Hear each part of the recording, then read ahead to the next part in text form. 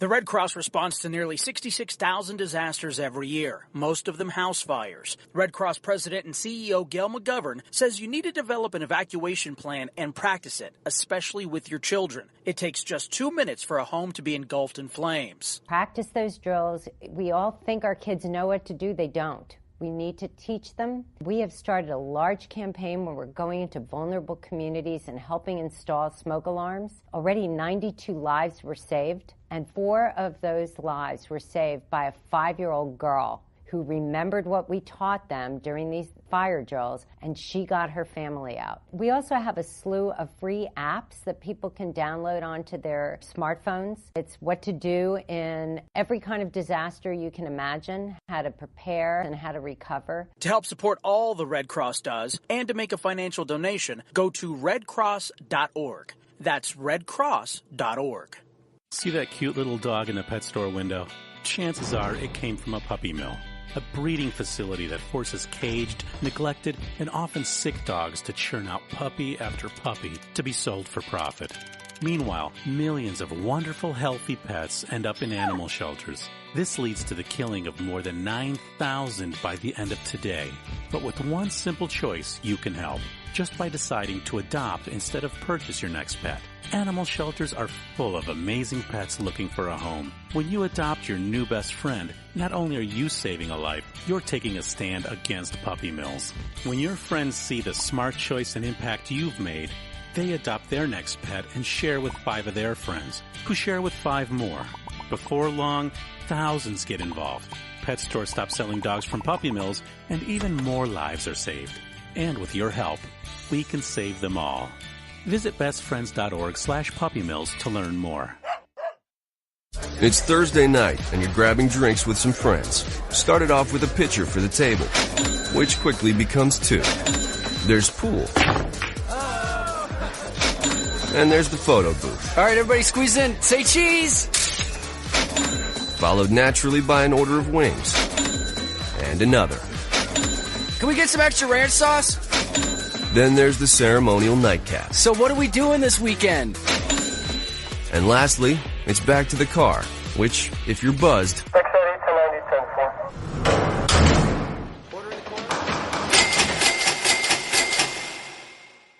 could be the most expensive night of your life.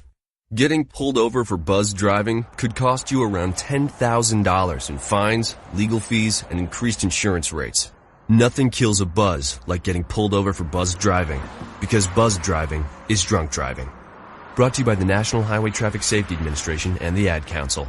Hi, I'm Jeremy Schaap. You may know me from ESPN's Outside the Lines and Sports Center. What you probably don't know is that I've suffered from Crohn's disease for almost 20 years. The Crohn's and Colitis Foundation of America's Take Steps, Be Heard walk program is the largest national walk program dedicated to raising funds and awareness to combat Crohn's disease and ulcerative colitis. To learn more about how you can help and to find a walk site near you, please visit www.cctakesteps.org. Think fast. In the short time it takes to listen to this message, a small flame can turn into a big fire. Several minutes more, and thick, poisonous smoke may have filled your lungs and reduced your ability to respond. Give it 5, and your entire home may be filled with flames. Keep breathing. We've got you. Don't let your world go up in smoke. Have working smoke alarms and practice an escape plan for you and your loved ones. Learn more at usfa.fema.gov, because fire is everyone's fight. Have you mixed your pain meds, your sleep meds, your allergy meds? Call the Poison Helpline. Has your child eaten a tube of toothpaste, a chip of paint, a wild mushroom? Call the Poison Helpline. Have you been bitten by a spider, a snake, an insect? Call the Poison Helpline. Poisonings can happen at the home, on the job, or in the great outdoors. Call the Poison Helpline first for fast, free advice from medical professionals. Call 1-800-222-1222 anytime, anywhere. 1-800-222-1222. Save the number, save a life. Brought to you by the U.S. Department of Health and Human Services. Every day, the men and women of the United States Marine Corps demonstrate their commitment to defend the American way of life. Since 1775, we have served our nation as a force in readiness. From combat operations to humanitarian assistance in every corner of the world. No matter where the mission takes us today or wherever our country needs us tomorrow, we always remember the land we call home. As Marines, we take a stand for each other, for our nation, for us all. The few, the proud, the Marines. Hi, I'm Hillary Duff. As a mom, I'm proud to support the March of Dimes in helping more women have full-term pregnancies and healthy babies. That's why I walk in March for Babies. The money we raise funds research and local programs that help babies overcome the challenges of premature birth and birth defects. Sign up today at marchforbabies.org. Together, we can help make healthier babies possible for thousands of families. The following program is closed captioned for the thinking impaired. Zinc Media. Feel the power of knowledge.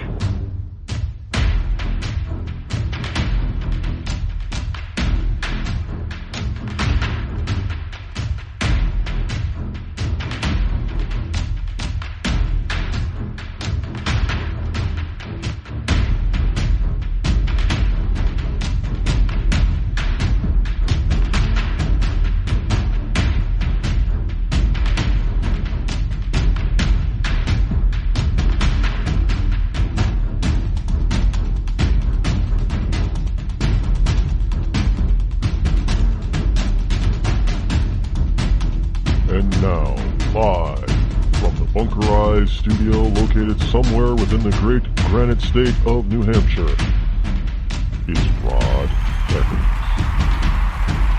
And a good Tuesday morning to you, one and all of you liberty lovers and ecclesiastites, as we get Tuesday morning, August number 22 in the year of our Lord 2017 going.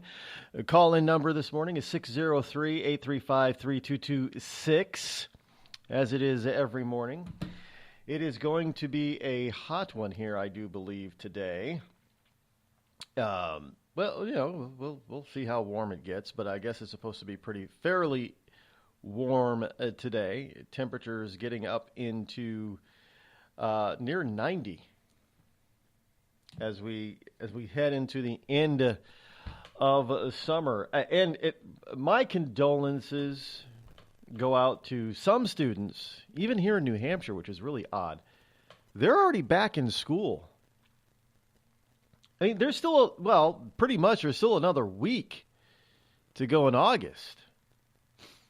So there'll be a lot of students going back to school across the country next week, next Monday. Whatever happened to going to school the day after or 2 days after Labor Day? Remember that? Everybody was back in school on that Tuesday or Wednesday after Labor Day. Now we're getting kids in the north going back to school, as much as 2 weeks before Labor Day. That's ridiculous. And they're still getting out in June. Well, the problem is that I think they're getting too many holidays during the year. I remember being in northern Michigan going to school. We went to school that Wednesday after Labor Day. And we were out of school by no later than that first week of June, June 4th. June 4th through the 7th, we were done. Usually that last week of May, but no later than that first week of June where we were done. But we also didn't have weeks and weeks off during the school year. I mean, we didn't have a week off in the winter, and then spring break for a week, and then we had a week off for just like everybody else did for Christmas, and they called it Christmas back then. They didn't call it the winter holiday or solstice holiday or holidays. It was Christmas break, and it was usually about a week and a half, depending on when how Christmas fell during the week. But we didn't start a week or 2 weeks before. Yeah, we're causing our kids to spend more time in a classroom, but they seem to be learning less and less. And I know there are some bad teachers out there, but frankly, the problem is not with teachers. I know people used to talk about, well, you can't get rid of a bad teacher. Well, the problem is not with teachers. It's not with teachers. The problem is with this stupid No Child Left Behind curriculum and all the different curriculums that they tried to do leading up to No Child Left Behind. All they're trying to do is teach to stupid standardized tests instead of actually teaching knowledge and actually teaching kids how to think. I mean, I told you the story where you actually my niece had, she's got my sister has to go out and buy this calculator that's over $100 just so she can do her algebra. Like, we didn't have calculators to do algebra back in the day. You had to do it with your own mind.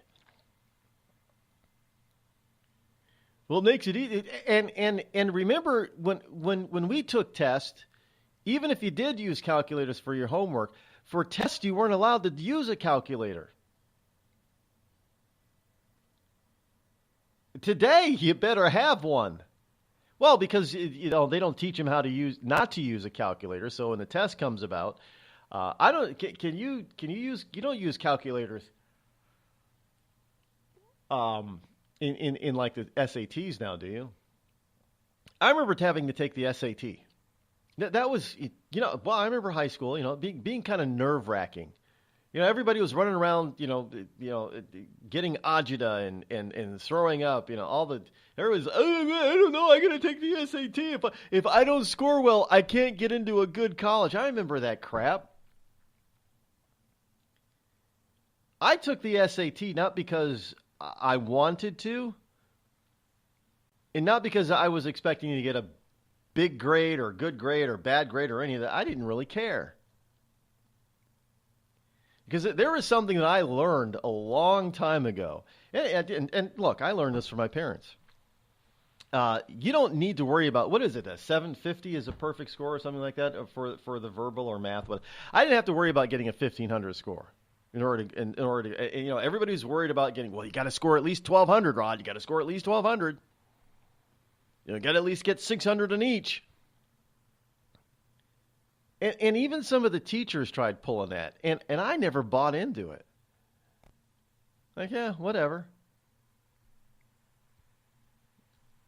But I remember my close circle of friends. One of us was always a little skittish about that stuff. He was just he was a nervous wreck. But most of my friends, when I was in high school, I had really 3 or 4 close friends. We were a big close circle of friends, and most of us, all of us except for one, we didn't give a flip about the we all took the SATs, but we didn't give a flip about the SATs really, and we all did pretty well.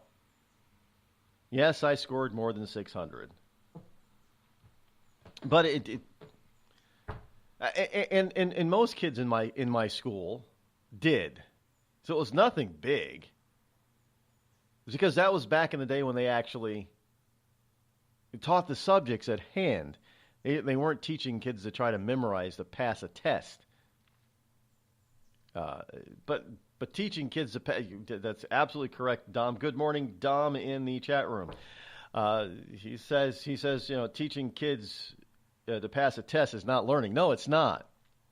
It's memorization. It's not learning a damn thing. But this is where we're at. Now, I have to chastise the president because we're not getting rid of the Department of Education. I know it's not as easy as it sounds to get rid of a cabinet-level department, but how about we start dialing it back a notch? I mean, we've got these people. They don't like a DeVos. By the way, have I mentioned who this woman is? DeVos is married to lifelong, love of her life. Her husband is Dick DeVos, or Richard DeVos II, who was the son of one of the two co-founders of Amway. DeVos also owns the Miami Heat. Yeah, this is a pretty prominent family. The DeVos family is worth billions of dollars. Yes, billions with a B of dollars. The two Amway families are worth billions of dollars. Now, they're not worth anywhere near the Walmart clan, but Amway has been around, since the 50s? A good 60 years now. Now, say what you want about it. It's made a lot of people rich, including the Amway founders, but it's made a lot of people rich. And they don't sell crappy products, by the way. What they need to do is they need to change their whole system and be more like Amazon. They'd probably kill Amazon if they did. There you go. But DeVos is, they chastise this woman for not having an educational background. And I've pointed this out time and time again. Look, we got to the moon. We got to the moon by scientists who were, their primary education was handled by teachers who didn't go to college and get master's degrees. At the turn of the 20th century, most teachers, they had an 8th grade or a 12th grade high school education. That was it. They didn't go to school for master's degrees and PhDs. So basically, by today's standards, the teachers back around the first half of the 20th century were pretty stupid and uneducated. But they educated the kids who sent us to the moon. Think about that for a second. Now, in the second half of the 20th century, we started having standards for teaching. And you had to get, an associate's degree, and then a bachelor's degree, and then a master's degree, and ongoing this and ongoing that education. And it's just, and our kids are getting, the teachers are spending more time in school learning how to be teachers, but our kids are getting dumber. So you could say that the teachers are getting smarter, yet the kids are getting dumber. Well, that obviously cannot be the teacher's fault, generally speaking. It's got to be this whole curriculum thing. There's no child left behind, teaching to the test, and let's have 3 or 4 or 5 or 6 or 10 standardized tests throughout the year.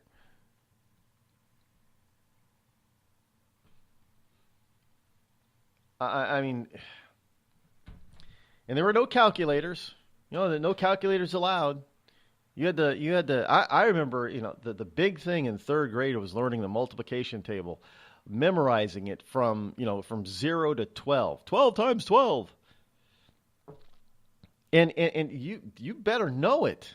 You better know the whole damn table. Today, it's, you ask some kid, well, what's 2 times 4? And they'll go, and we're talking high school kids, not 3rd graders. I learned my multiple tables back in 3rd grade. Where is that today? Do they still do that? I don't know. I'm not a teacher. I don't know. I thought I wanted to be a teacher, but I was gonna. Beekman's World. Anybody remember Beekman's World on TV? That I used to hate science because most of my science teachers were boring as hell.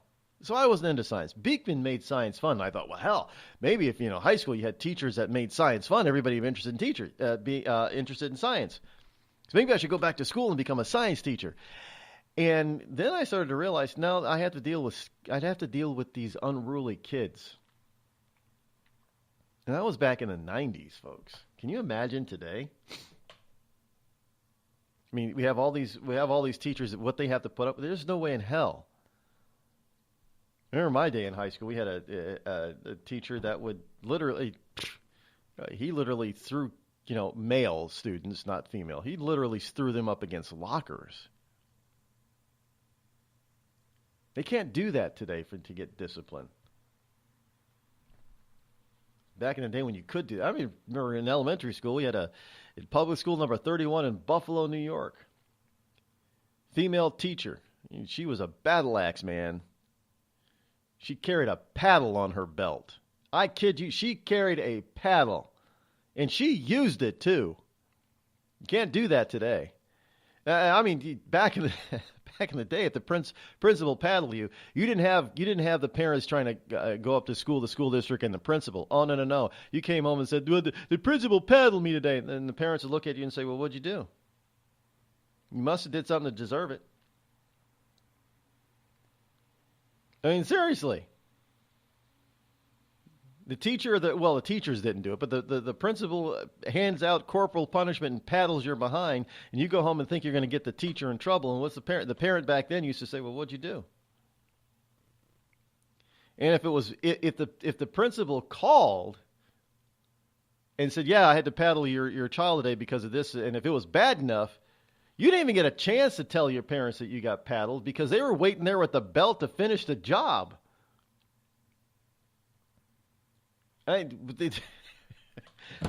We had very little discipline problems when I was in school. Because parents didn't even put up with it. But today, the parents, they put up with all kinds of stuff, I guess. I don't know. But anyway, if you are heading back to school this week or next week, welcome to school. People, please, when you're out there driving, going back and forth to work, especially the morning commute, kids and school buses are everywhere. Although in many places across the country, including here in New Hampshire, there is a severe, in some school districts, a severe school bus driver shortage. And some kids are not getting on the school bus because there is no driver to drive the bus. Yes, that is Donald Trump's fault because Donald Trump got the economy going again. And now that there are real jobs out there, higher paying jobs, people are abandoning the secondary jobs like school bus drivers. So, hey, maybe, well, I don't know if you want a millennial driving your school bus. Most of them probably don't even have a license, to tell you the truth. Can you imagine putting a millennial in charge of a bunch of elementary school students on a bus? Whoa. You're listening to me, your lovable host, Rod, here on the Rod Eccles Show. We've all heard of male enhancement, but now there's an expert on true male enhancement in the areas that really count. In Herb Ellis's book, Husband 2.0, Real Male Enhancement, you'll find answers to questions like, why doesn't she want to have sex? A quick start, quick results workout guide. Plus, what you can do as a side hustle to make money now. With all the great tips in this book, every man can benefit. Get the book, Husband 2.0, Real Male Enhancement, on Amazon.com. Tired of paying outrageous prices for Viagra? Well, we have great news for you. Now you can finally get Viagra at huge discounts. Healthy Man allows you to save up to $500 on Viagra. Why pay U.S. pharmacy prices of $15 per pill or more when you can get Viagra for less than $3 a pill? Call today and get 40 Viagra pills for only $99. This can cost as much as $600 at your local pharmacy. You can't afford not to call us. If you want Viagra at the lowest prices, never pay $15 a pill pharmacy prices again. Get Viagra for less than $3 a pill. Call 800-595-2614 today and save up to $500 and get 40 pills for just $99. Healthy Man is fast, easy, and affordable. Operators are waiting at 595-2614 to take your call now. Call 800-595-2614. That's 800-595-2614. Again, 800-595-2614. It started with a knock, but it wouldn't end there. What happens in the story next, many wouldn't understand, and most wouldn't believe. 5 + 2 = Perfection by Samuel Rosette Jr. is a must-read. The scriptures within are reminders of the ancient past, and yet intriguingly infuses with texts which stand on the edge of the stage of relevancy. Available online at Westbow Press, Amazon, Books A Million, Barnes & Noble, and SamuelRosetteJr.com. And now a message from our sponsor. Ladies, tired of drying your hair with the same old vacuum cleaner? Try Avon Shave brand new Beauty Locks portable hair dryer. It's smaller, it's faster, it's guaranteed to give you the hair you've always wanted in half the time. Beauty Locks is delicate and dainty, just like you. The dryer weighs only a pound and easily fits in your hand. Now that's beauty and convenience. With a speedy motor that will dry your hair in as little as 25 minutes, you can get gorgeous hair without falling behind schedule. Don't worry about the little ones or that pie in the oven. Thanks to an extra-long extension cord, you can move around while primping your locks. Forget those long trips to the salon and no more waiting for hours under monster machines. Alvanche gives you an easy and speedy hairdo that will blow your man away. Get it now at your nearest Macy's.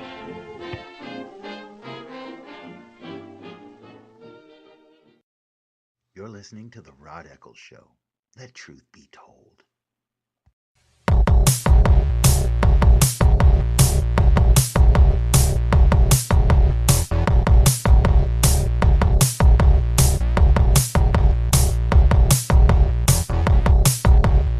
Six 603-835-3226. Welcome back. Well, I was going to do this, but let's take a quick call here. Good morning, darling. How are you? Hey, I had a funny story to tell about school. My son was in 7th grade, and they had a science teacher, and she's tough. Anyway, so my son and several of his buddies decided that they were going to wise up, and they were going to steal her test, her end of the year test. And so, long story short, they got caught. And so they went to the principal, and so we get called, and so all the parents go and show up. And so on my way, I stopped at the dollar store because I had to leave work. I stopped at the dollar store, and I get a huge thing of toothbrushes and Comet. And so I walk in with my bag, and the other parents are going like, she should have put her test up. She should have locked her door. She should have this. She should have that. I said, I'm going to tell you. And one of the parents said, well, we have a swimming party at our house this afternoon for all the kids. And so Harrison looked at me, my son, and I said, you won't be going to a swimming party because you're going to clean the bathroom floors with the toothbrush. And so I told the principal, I said, you have free labor here for as long as you need him until the whole summer if need be. Now I want you to know that kid cleaned the bathrooms and the commodes with a toothbrush for 2 weeks. And some of the parents filed a complaint and said, Miss Moss should have put her test up. It shouldn't have been left on the desk.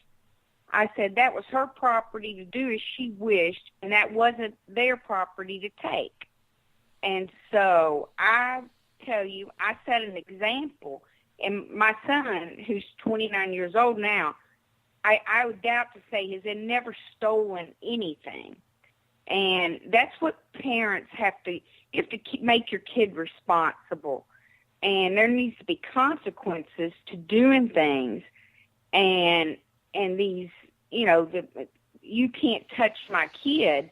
If you're going to turn your kid over to somebody 8 or 9 hours a day, I would hope that they would punish them appropriately, whether it be corporal punishment. I don't care what it is. But I thought that, some of my friends said that was kind of extreme. I said, well, what he did was extreme, and he didn't learn anything. And I don't care about the science. What he did learn is you better not steal anything because you'll be cleaning the bathrooms with a toothbrush, the commodes and all. So I thought that my husband was kind of like, John, that was kind of extreme. I said, no, what he did was extremely wrong. So this is our story, and we're sticking to it. So for parents out there,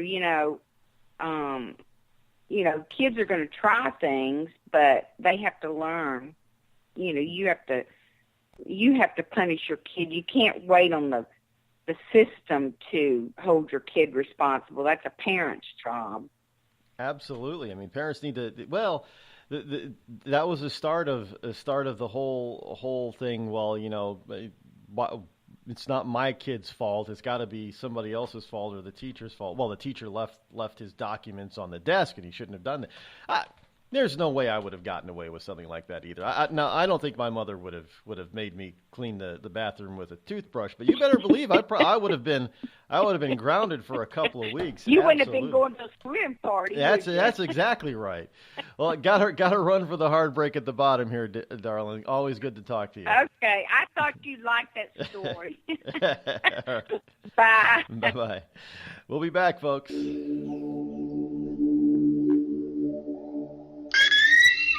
The Red Cross responds to nearly 66,000 disasters every year, most of them house fires. Red Cross President and CEO Gail McGovern says you need to develop an evacuation plan and practice it, especially with your children. It takes just 2 minutes for a home to be engulfed in flames. Practice those drills. We all think our kids know what to do. They don't. We need to teach them. We have started a large campaign where we're going into vulnerable communities and helping install smoke alarms. Already 92 lives were saved, and 4 of those lives were saved by a 5-year-old girl who remembered what we taught them during these fire drills, and she got her family out. We also have a slew of free apps that people can download onto their smartphones. It's what to do in every kind of disaster you can imagine, how to prepare and how to recover. To help support all the Red Cross does and to make a financial donation, go to redcross.org. That's redcross.org. I'm just so happy my father had a chance to see his kids before he passed. I just want to say thank you. When her father fell ill, the American Red Cross was able to help get Veronica's brother home from the Navy to speak to his father one last time. It's thanks to your donations that we can connect military families when they need it most. Please donate today at redcross.org. It's Thursday night, and you're grabbing drinks with some friends. Started off with a pitcher for the table, which quickly becomes 2. There's pool. And there's the photo booth. All right, everybody squeeze in. Say cheese! Followed naturally by an order of wings. And another. Can we get some extra ranch sauce? Then there's the ceremonial nightcap. So what are we doing this weekend? And lastly, it's back to the car, which, if you're buzzed,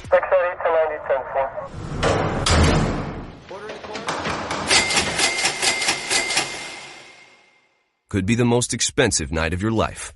Getting pulled over for buzz driving could cost you around $10,000 in fines, legal fees, and increased insurance rates.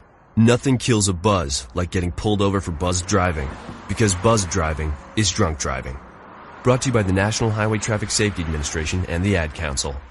Every day, the men and women of the United States Marine Corps demonstrate their commitment to defend the American way of life. Since 1775, we have served our nation as a force in readiness. From combat operations to humanitarian assistance in every corner of the world.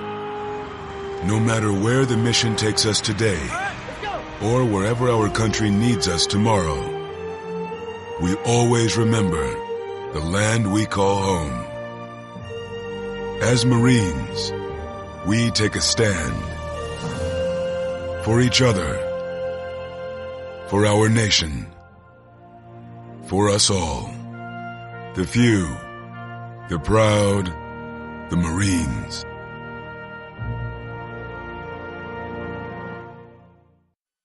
I considered suicide so I wouldn't put my family through all the pain. Many of our warriors are returning home from the battlefield, only to face a new war as they struggle with devastating injuries. At Wounded Warrior Project, we understand. We're there to help. Even though you think you're broken, you're not. It's the physical and the emotional healing that Wounded Warrior Project provides. With a gift of just $19 a month, you can join Wounded Warrior Project. You'll help provide critically needed programs and services that rebuild lives. Beautiful. There you go, buddy. The ongoing needs of our wounded and their families will continue for many years to come. Now is the time to show your support. Call now or go online with your gift of just $19 a month, and we'll send you this Wounded Warrior Project blanket. It made me feel that there's people out there that care about us. After this event, we can finally maybe start to heal as a family and move forward. We need your help. The families are hurting. For many of our wounded heroes, the greatest casualty is being forgotten. That's why your gift of just $19 a month is so important. Please call or go online right now.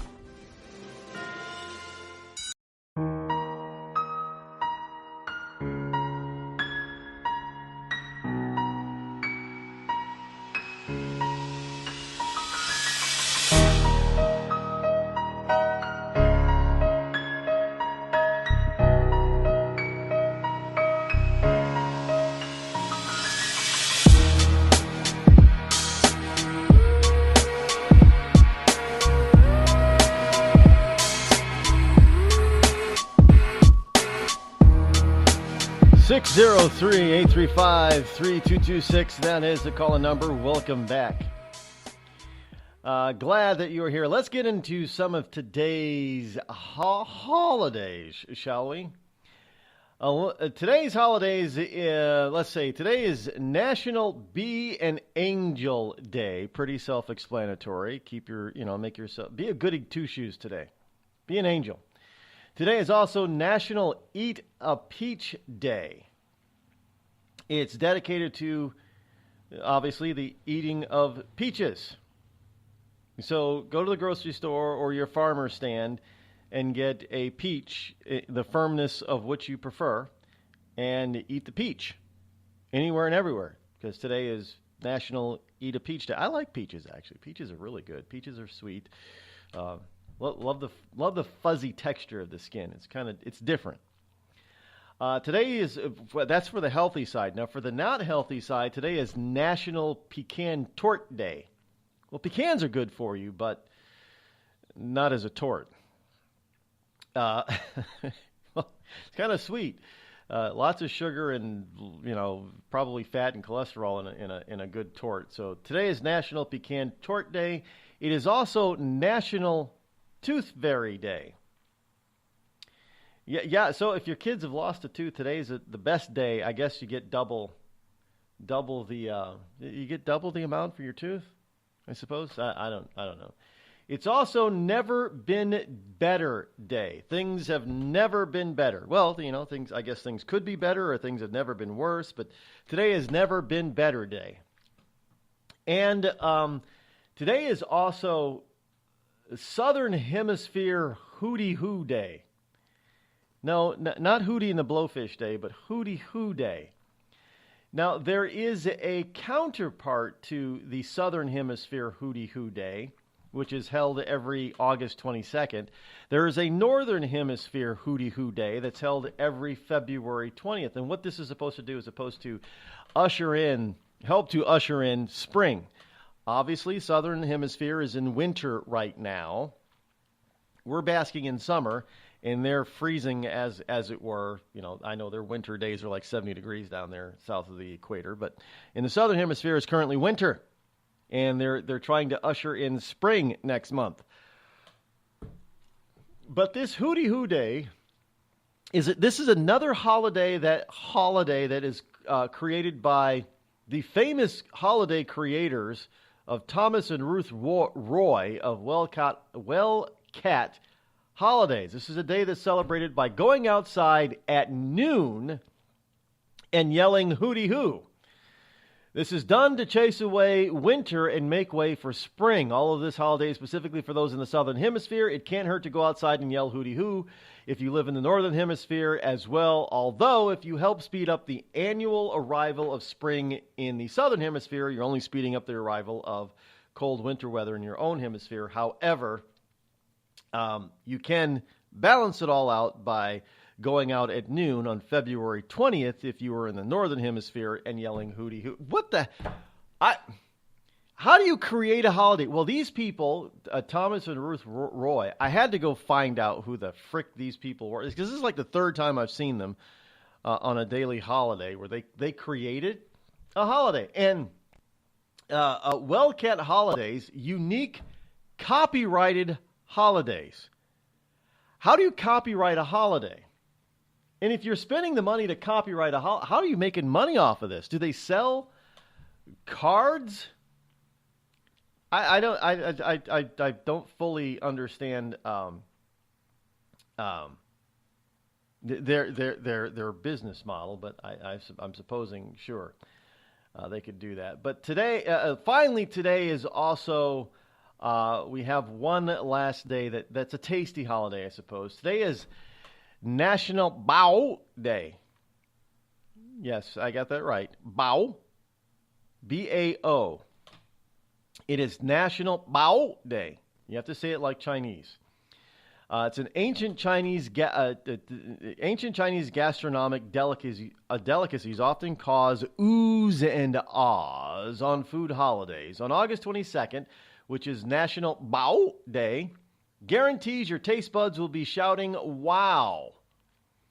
Now, you might think that a bao is just a simple steamed bun, but dumplings aside, this is a flavorful Chinese dough used to make baozi or bao, and is stuffed with savory meats or sweets.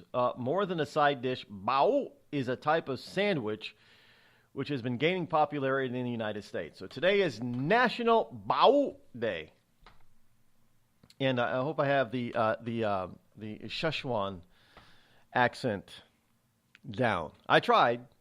I don't know much Chinese, but and I know most people try to do the Mandarin, but let be a little different. Do the Szechuan. Those are your holidays. Your holidays for today, August 22nd. I just hooty hoo. I mean, really, they come up with this saying hooty hoo. You run outside at noon and say hooty hoo. Okay. Nancy Pelosi. We go from hooty hoo and Bao Day to Nancy Pelosi. Is there a Valley Girl Day?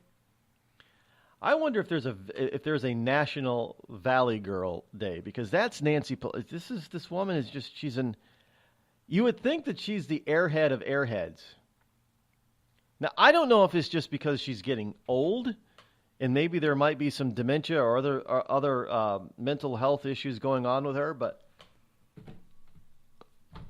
of late especially, some of the things that this woman has done and said is make one wonder if she's fully competent. Now, again, I'm not a mental health professional, and I'm not a medical doctor, so I obviously can't give a diagnosis. Now, all I can do is observe. And I got to tell you, observing this woman of late and some of the things that she has done or said has got. I mean, look, when Donald Trump says some things that might be construed as being a little crazy or off the wall, people bring into question his mental health. Well, she is far worse. And nobody's questioning her mental capacity. Well, I got to question it. But this is another reason to question her. Pelosi supports a single-payer system but doesn't want to say so in public. So in other words, she doesn't want to say so because she knows that nobody other than her extremist, left-wingist, socialist, communist support is going to support such a thing, that the vast majority of Americans would not support a single-payer system. But this woman is so evil. She's willing to try to force it. Well, look, she already forced Obamacare on it. Nobody wanted Obamacare back when they passed it. And she even went so far as to say, well, we have to pass it in order to find out what's in it. Why can't you tell me what's in it, Nancy? Well, we have to pass it in order to find out what's in it. How about you tell me what's in it before we even vote on it so I know if I want it to pass or not? Well, we got to pass it first. She didn't even want to tell us what was in it. And so now she doesn't want to say that in public that she's for a single payer. Oh, come on. I mean, even her good buddies like Bernie, well, maybe Sanders isn't her good buddy, but some of her good buddies in the Senate and in the House have all said that they would prefer a single payer.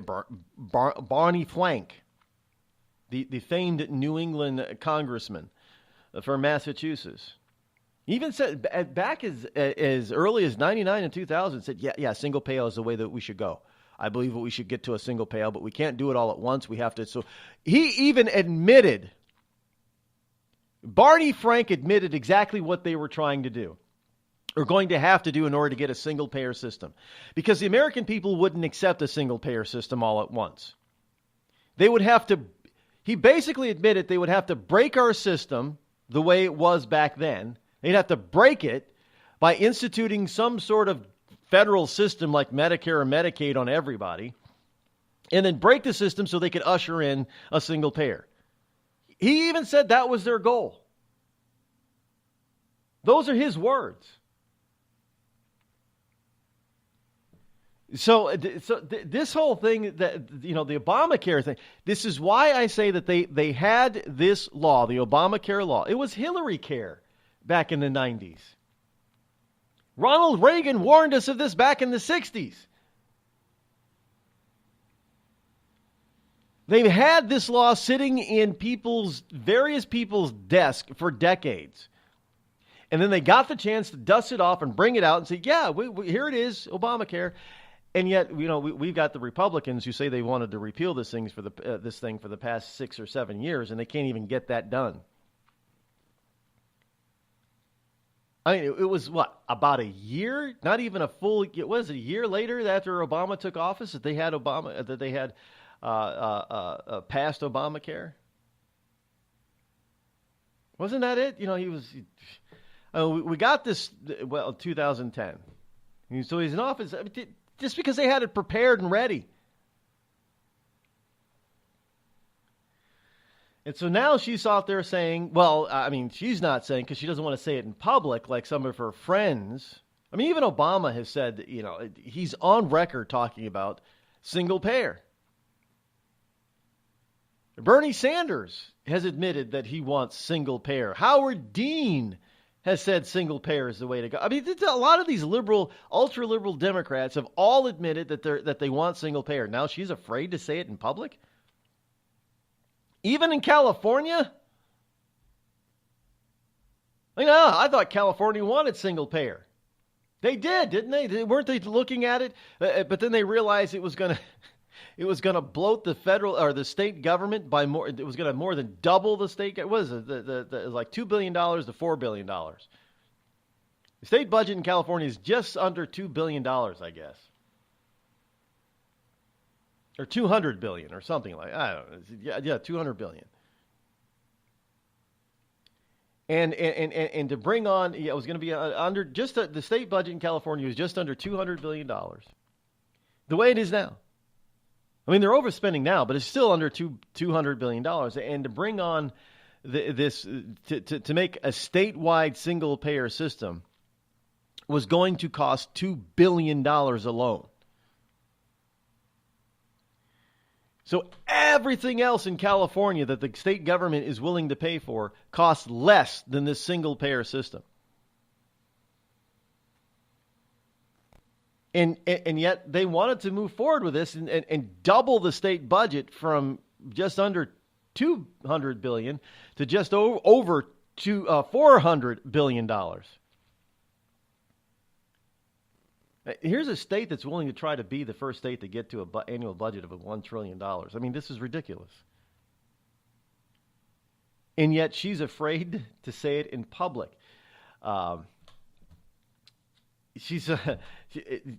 Keith Ellison, Representative Keith Ellison is saying this. This won't come as a shock to most readers, but Nancy Pelosi is more supportive of a single payer than she lets on in public. That comes from Representative Keith Ellison, who revealed where Pelosi stands at a meeting last weekend, but only after asking, unbelievable, if anybody was taping what she was saying. Is anybody taping me right now? She asked. Okay, so you may have heard that Nancy Pelosi is not for it, but that's not really true, Ellison said. Nancy has to represent a very diverse caucus. What diverse caucus? They keep electing her, so it's not diverse. It's all a bunch of liberal, gimmies. And so she's trying to get, she's actually likes the concept. She's trying to get, she actually likes the concept. She says it's the best way to do it. She says it's the cheapest way to do it. So, yeah, the cheapest way to do it is to spend in California alone, an extra $200 billion. That's cheap? I mean, look, the reason why our costs are as high as they are today is because of Obamacare. Because government gets involved too much. Get them out of the way. Allow for competition in the market to take place. It'll be just like every other kind of insurance that we have in this country. I find it amazing that we have so many people that try to, Rod, health insurance is not the same as all these other insurance. You wouldn't do that. Why not? That's what they said about life insurance, what they said about car insurance. It's got to be sold within your state so your state can keep track of it. Well, it kept those rates artificially. And one of the things that keeps car insurance artificially high is this no-fault crap. I mean, you get rid of that and you'll start to see prices fall even further for car insurance. But yeah, hey, for people who are so for big government, now we're hearing from different representatives that certain people who've been in Congress for years and years and years are afraid to admit what they stand for in public. Is that true of some Republicans too? Or are Republicans afraid to admit what they stand for as well in public?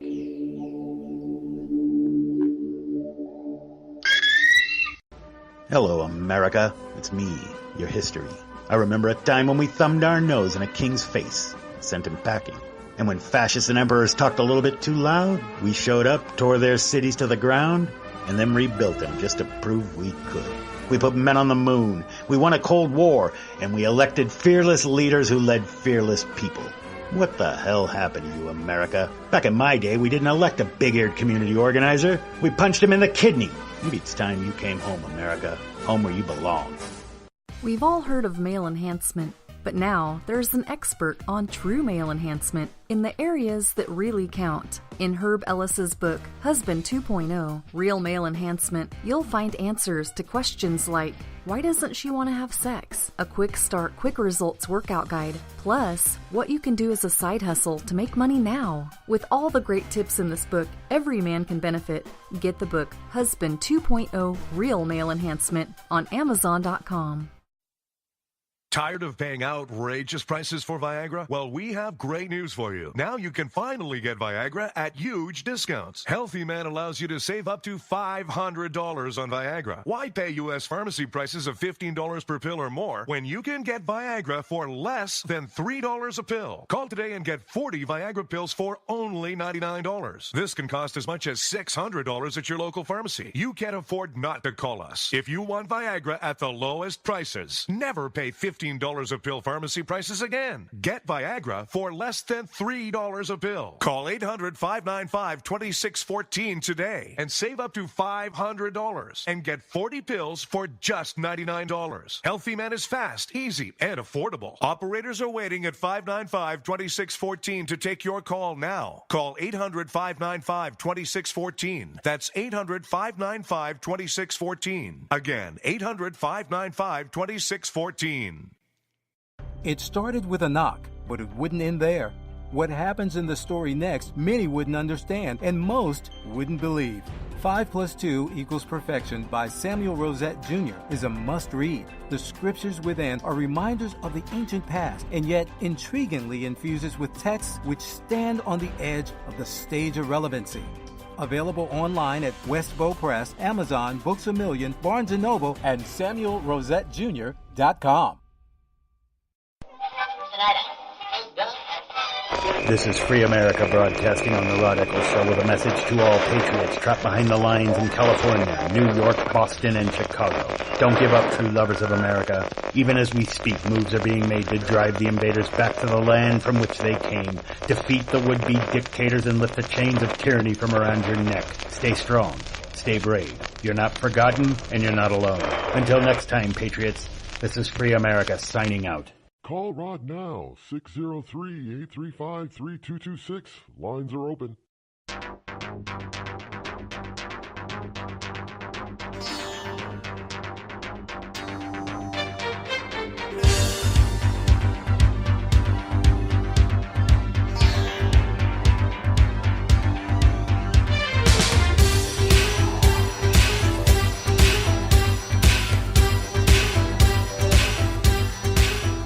Yeah, well, forget about Nancy Pelosi for a second. Even though she's gonna get reelected out there in California. There's nothing us non-California people can do about Nancy Pelosi other than,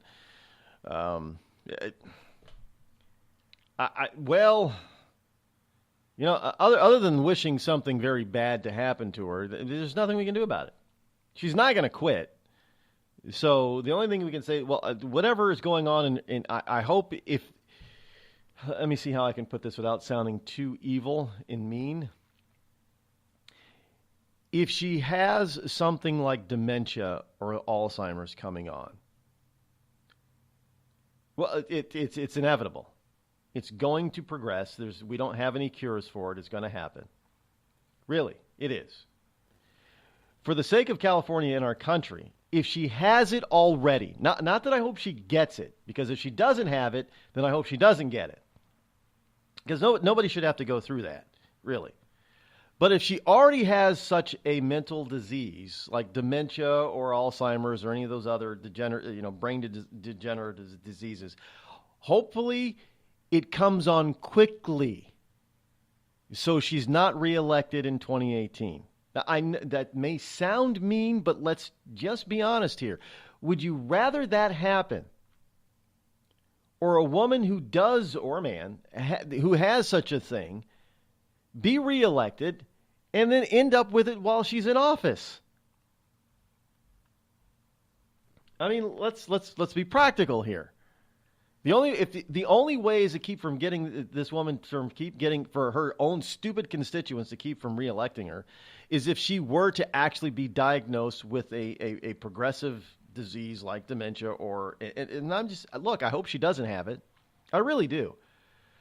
But that's not really saying much about her if she doesn't have it, which really begs the question, should she really, do we need to have IQ tests given to congressmen and senators before they can run?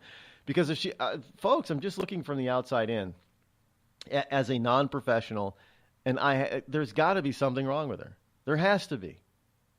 I don't know. Maybe she ate too many lead paint chips when she was a kid and is catching up with her. I don't know. I don't care. There's something wrong with her. That's the big point. And I hope that whatever's wrong with her, if there is something wrong with her, manifests itself sooner rather than later. So it's unequivocal, so it's undeniable, and so that the California at least has a shot of getting somebody else in there. What about Maxine Waters? Well, I don't know about Maxine Waters. I can't say anything about her. I don't think she has any. There must be something in the water out in California. That's for people to be that stupid, like Maxine Waters too. I mean, seriously. Here's from Hot Air. We have this quickly. We have this McConnell's approval is below that of the president. Yes, in his own home state, his approval rate is only at 18% and 74% disapprove of McConnell's record thus far in the Senate. He's only got an 18%. The president is at least double that. So when they talk about how low the approval rating of the president is, well, McConnell's got a lower approval rating because he's not getting anything done and he's making all kinds of excuses. And I think people are getting sick of it. Really, I know I am. Have you ever thought to yourself, I'm a leftist elite Hollywood a-hole? If so, good news. The Rod Eccles Hollywood Community College is now open, featuring such courses as unemployment is not paid vacation. No, Americans don't want to spend $19 for an order of French fries, and the ever popular shut the hell up. Why, just listen to this big-time celebrity endorsement. I'm not Rosie O'Donnell, and I think this school's offensive, sexist, and racist. And I think you're a giant a-hole who needs to shut the hell up. Hey, we teach a course in that. The Rod Eccles Hollywood Community College, where being an a-hole is not a guarantee you'll be an A student. Thousands of families affected by disasters, like the recent wildfires, urgently need support. You can help the American Red Cross provide warm meals, shelter, and hope to families when they need it most. Please donate today to Red Cross Disaster Relief to help people affected by disasters, big and small. Go to redcross.org or call 1-800-RED-CROSS today. Your support is critical. We can't do it without you. I'm just so happy my father had a chance to see his kids before he passed. I just want to say thank you. When her father fell ill, the American Red Cross was able to help get Veronica's brother home from the Navy to speak to his father one last time. It's thanks to your donations that we can connect military families when they need it most. Please donate today at redcross.org. Were you born from 1945 to 1965? People born during these years are 5 times more likely to have hepatitis C. So even if you try to eat right, exercise, and take care of yourself, you could still have hepatitis C, a serious disease that's a leading cause of liver cancer. If you were born from 1945 to 65, you should get a blood test for hepatitis C. Treatments can cure this disease. Talk to your doctor about getting tested. A message from the CDC. Think fast. In the short time it takes to listen to this message, a small flame can turn into a big fire. Several minutes more, and thick, poisonous smoke may have filled your lungs and reduced your ability to respond. Give it 5, and your entire home may be filled with flames. Keep breathing. We've got you. Don't let your world go up in smoke. Have working smoke alarms and always stay in the kitchen when cooking at high temperatures. Learn more at usfa.fema.gov, because fire is everyone's fight. Have you mixed your pain meds, your sleep meds, your allergy meds? Call the Poison Helpline. Has your child eaten a tube of toothpaste, a chip of paint, a wild mushroom? Call the Poison Helpline. Have you been bitten by a spider, a snake, an insect? Call the Poison Helpline. Poisonings can happen at the home, on the job, or in the great outdoors. Call the Poison Helpline first for fast, free advice from medical professionals. Call 1-800-222-1222 anytime, anywhere. 1-800-222-1222. Save the number, save a life. Brought to you by the U.S. Department of Health and Human Services. Premature birth is the #1 killer of babies. Those who survive often face birth defects and complications that affect them for life. For hundreds of thousands of families in the United States, this is the hardest thing they will ever have to face. And it's even harder on the baby. March of Dimes is providing education and support to families and funding life-saving research to give every baby a fighting chance. You can help. Do something today. Give them tomorrow at marchofdimes.org/tomorrow. It's pretty amazing when you consider that 7 years ago, we didn't have the treatments we have now. We cure 80% of children with cancer. Go back 50 years, we were curing 20 to 30%. This is the miracle story of modern medicine. We understand what makes this cancer tick. And of course, without donors from around the world, this just couldn't happen. There's one thing we're focused on, and that's beating this thing. St. Jude Children's Research Hospital. Finding cures, saving children.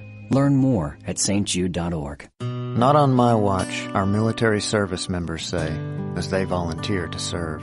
As they move out, stand firm, and take fire.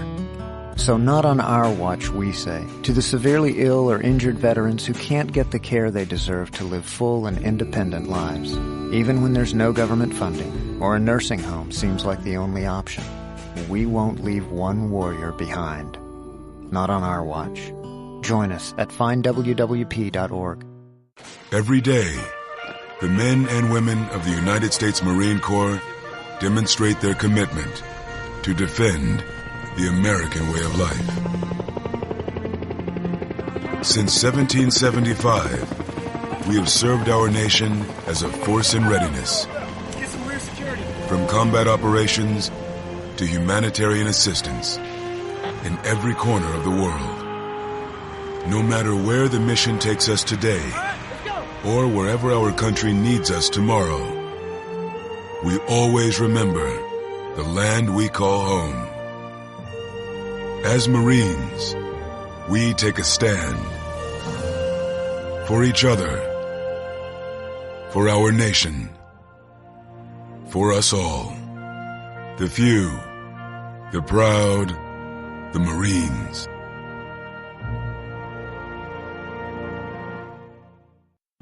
America's wounded warriors are coming home. After serving on foreign shores, these brave men and women are returning to their families and communities. Many have wounds you can see, and many have wounds you can't see, like post-traumatic stress disorder. Now that these warriors are back home, they are ready to enter the civilian workforce. To help, Wounded Warrior Project has developed the Warriors to Work program, a career counseling service that helps warriors translate their military experience to the civilian workplace. These extraordinary men and women bring proven world-class job skills and a unique perspective on teamwork to the job. And to ensure the right warrior finds the right job, Wounded Warrior Project works with employers to find just the right match. When you hire a wounded warrior, you hire an intelligent, talented, and committed new employee. Contact Wounded Warrior Project at findwwp.org. Welcome home the brave. You want to know what time it is? It's time to bring the rain. Zinc Media. Feel the power of knowledge.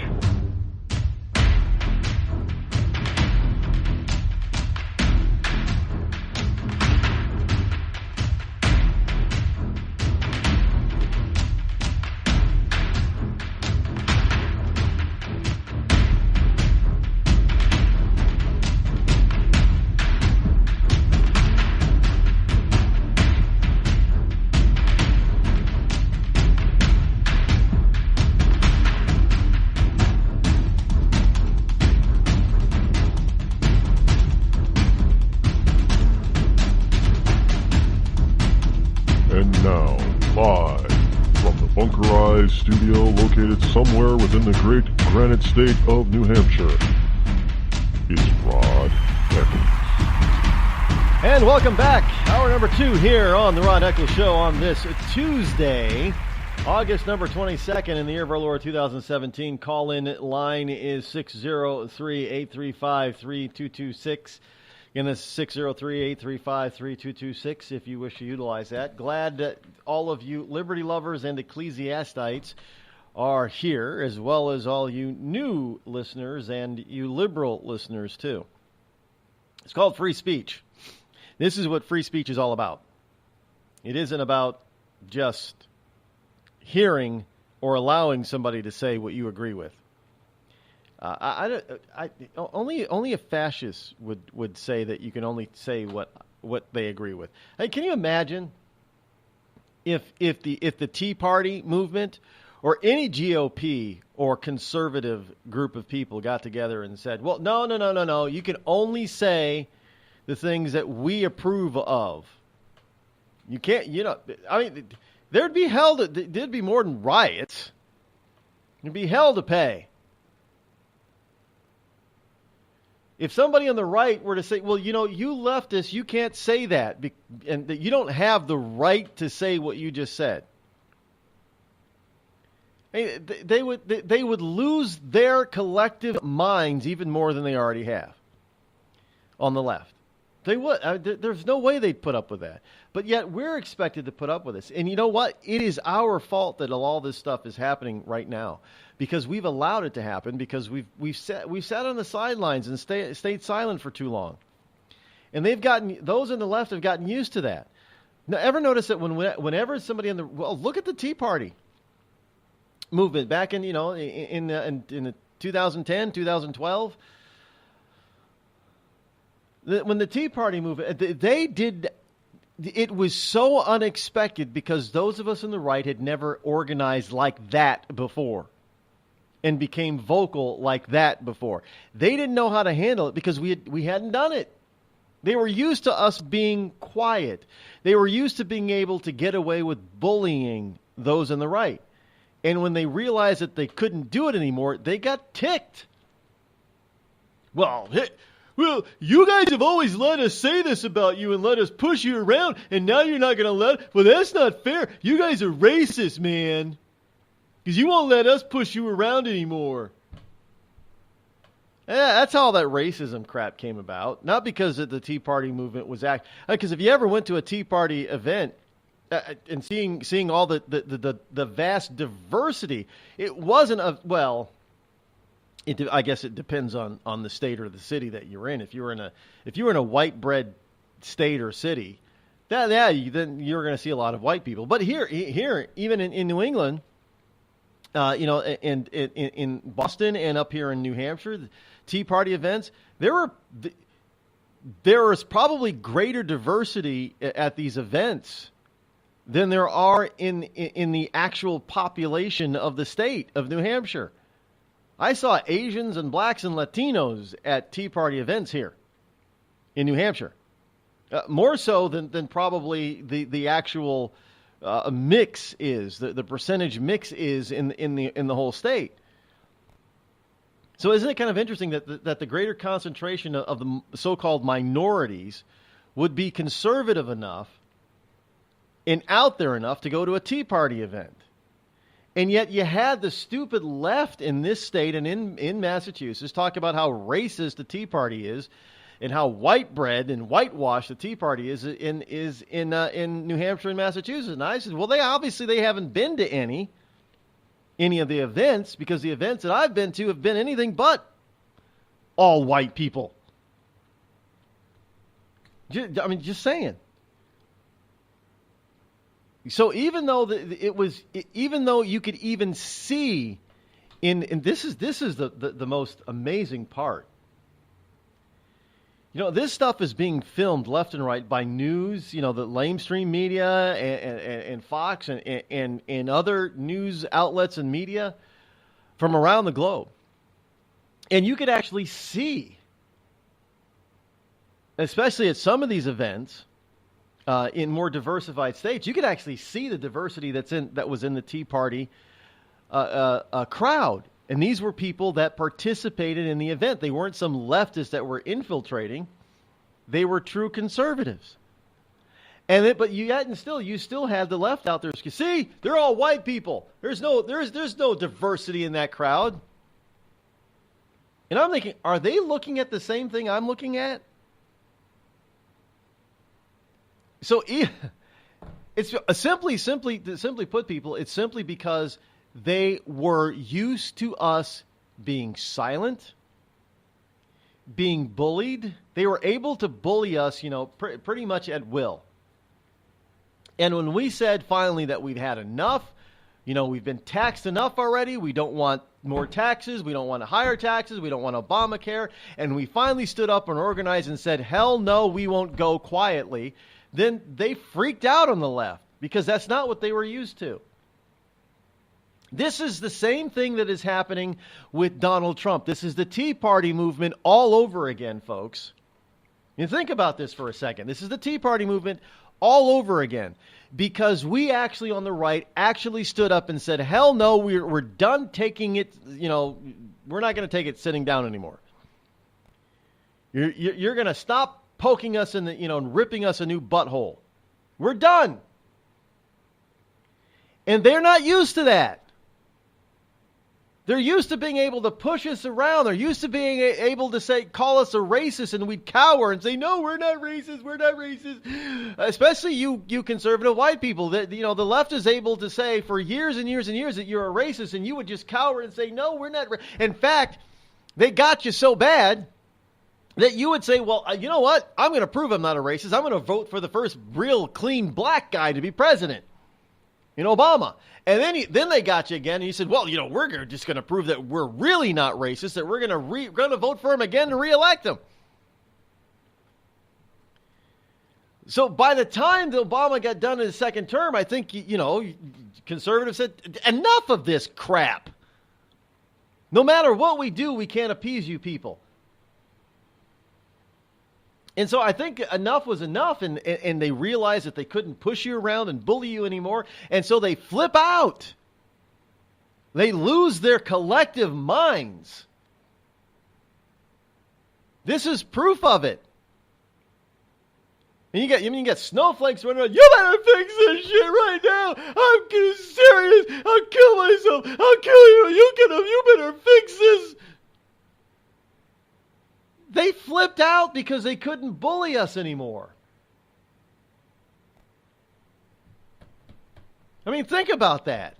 And the lamestream media is the biggest ones of all. I mean, to see their faces and their countenances completely change within the realm of 30 seconds, literally, on the air on November 8th when they realized that Hillary Clinton lost. You know, hey, yeah, Hillary can still win it. She's going to pull it out. Yeah. Oh, my God, Donald Trump won.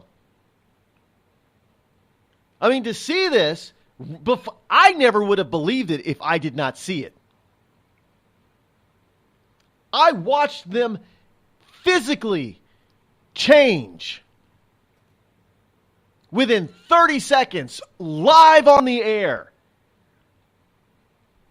It was one of the most amazing things I have ever witnessed on television. And it wasn't limited to one station. I flipped channel to channel. Every single damn one of them on every one of those lamestream media networks, they all had the same reaction. They realized that whatever they did, they tried to bully us and push us and lie about us and all that kind of, it didn't work anymore, and they were shocked. So it is any wonder why you can't get an honest poll anymore. But the poll is, if Donald Trump's polling numbers are at 36, 35, in the mid-30s, 35, 36, 37, 38, 39% approval, and then you get McConnell. You would think that the left would like McConnell because he hasn't acted upon the president's agenda at all. In fact, he's probably worked to block it. So he's the kind of guy that the left would want. He's ineffective. He's ineffectual. He doesn't like the president's agenda, so he's not going to push it forward. He's not doing a damn thing. Democrats don't even have to bother with anything. They don't have to filibuster or block votes or not vote for something. All they got to do is sit back to, well, McConnell doesn't really want it either, so we don't have to do much. But yet these wonderful liberal idiots are out there telling us, well, McConnell's approval ratings are even lower than the president's. But what's that got to tell? What's that tell you? It tells you that there are a lot of conservatives out there, even in McConnell's home state, that want the president's agenda pushed forward, and that he's not doing it, and they're upset. Well, I guess the real upsetness is going to come about when election 2020 is McConnell up for re-election in 2018? I don't know. He's not my senator, so I don't know. But even though you supposedly have all these wonderful people that on the left that have such high approval rate, the Democrats, they got 60-70% approval rate. They still can't win an election. They can't win. They can't win a special election. They couldn't win general elections. They just can't win elections.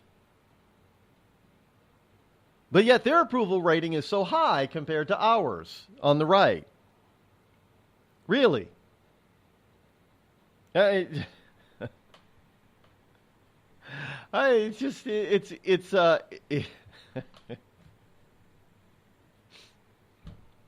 funny. It's hilarious, actually, when you think about it. But it makes one mad. It really does. It really makes one mad. But I mean, it's. If you are a McConnell fan, why?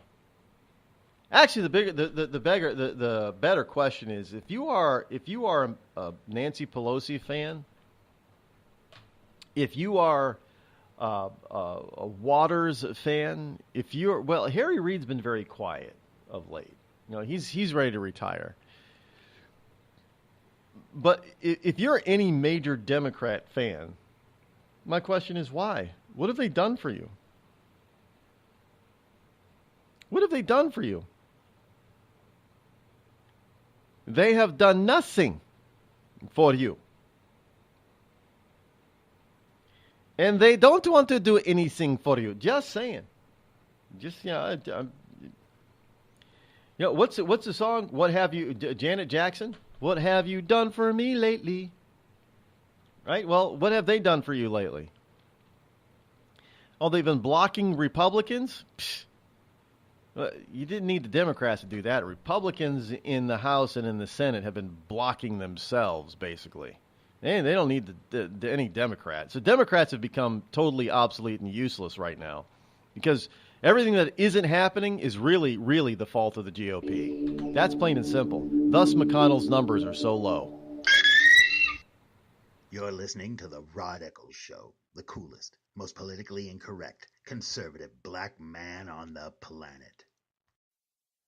Tired of paying outrageous prices for Viagra? Well, we have great news for you. Now you can finally get Viagra at huge discounts. Healthy Man allows you to save up to $500 on Viagra. Why pay U.S. pharmacy prices of $15 per pill or more when you can get Viagra for less than $3 a pill? Call today and get 40 Viagra pills for only $99. This can cost as much as $600 at your local pharmacy. You can't afford not to call us. If you want Viagra at the lowest prices, never pay $15 a pill pharmacy prices again. Get Viagra for less than $3 a pill. Call 800-595-2614 today and save up to $500 and get 40 pills for just $99. Healthy Man is fast, easy, and affordable. Operators are waiting at 595-2614 to take your call now. Call 800-595-2614. That's 800-595-2614. Again, 800-595-2614.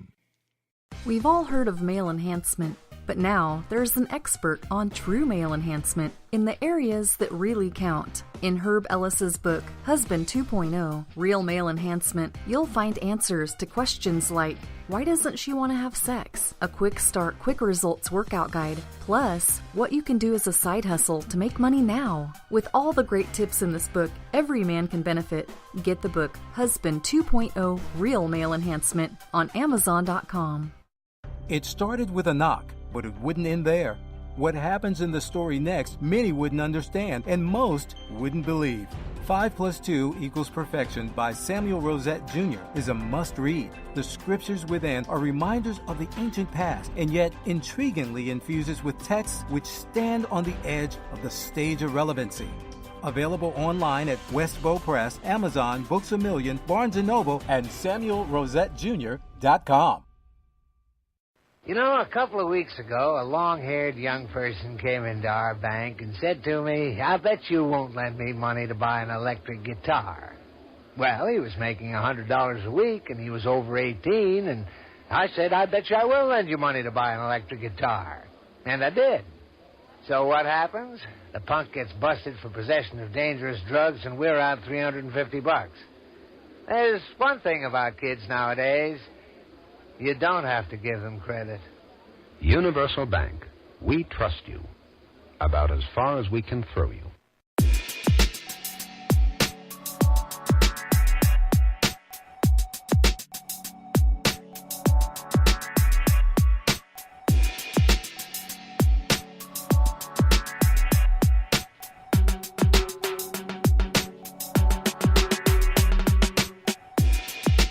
(603-835-3226). That is the number to call. Should you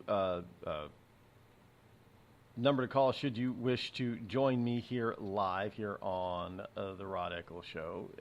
We like to have a little bit of fun here. Well, the fun is in telling the truth, by the way, nothing else. That's what the fun is all about. In fact, here's a story here. This would be kind of fun to think about, and fun if it actually happened. But it's not going to happen simply because this is a group of people made up of, mostly Americans, and that would talk about giving ammunition to a crazy person. But there's a petition floating around, White House petition, asking Trump to label Antifa as a terrorist organization. And the petition signature nears 200,000 signers. A petition urging President Trump to recognize Antifa or Antifa anti-fascist, a left-wing militant activist movement as a terrorist organization has well surpassed the required 100,000 signatures for an official White House response. The We the People petition created just Thursday of last week, by someone by the name of M.A., says Antifa's violent actions in cities across the country should earn it the same designation given to the Islamic State terrorist group. Well, they use some of the same, they wear the bandanas and masks across their face and hoodies and stuff, pretty much just like a bunch ISIS people do. The only thing they don't do is bring guns. That's because these people are too wimpy, too many pajama boys. They don't know how to shoot a gun, to tell you the truth. And if they are learning how to shoot, they can't shoot accurately. I've seen those videos. It's time for the Pentagon to be consistent in its actions, and just as they rightfully declared ISIS a terror group, they must declare Antifa a terror group on the grounds of principle, integrity, morality, and safety, the petition states. More than 197,000 people had electronically signed the petition by Monday afternoon, just 4 days after it was created. So the White House website states that petitioners have 30 days to collect 100,000 signatures in order to get an official response within 60 days. So to have 200,000, this is going to go well north of 200,000 within 30 days. So they got over 100,000, nearly 200,000 in less than a week. So where is this going to take? Well, it's interesting to see where they might go with this, where the president and the White House may have to go with this. They may have to label them something. Maybe not a full-fledged terrorist group, but they definitely is there something else besides terrorist group, instigators or something? I don't know. But they're going to have to label them something like that anyway. Idaho State Representative Byron Zollinger, Zollinger, he says that it is plausible that the Charlottesville violence was a setup. Oh, you think? Yeah, it's more than plausible. It's more than likely that's the case. It's just like saying, well, these people are now look, these folks on the so-called alt-right, they're playing it up. They know they're not alt-right. They know that they don't, anything that they believe in other than their supposed racism has nothing to do with conservatism. I know that the left has tried to say that conservatism is racist. So I'm just taking that out of the equation for a second here. Other than the racist part that the left continually says that is of the right, there's nothing that these so-called alt-right racist groups have in common with conservatives. They don't believe that they're fascists. They're Nazis, for crying out loud. They're leftists. So an Idaho state representative says that it's plausible that the deadly violence in Charlottesville was orchestrated to make President Trump look like a racist.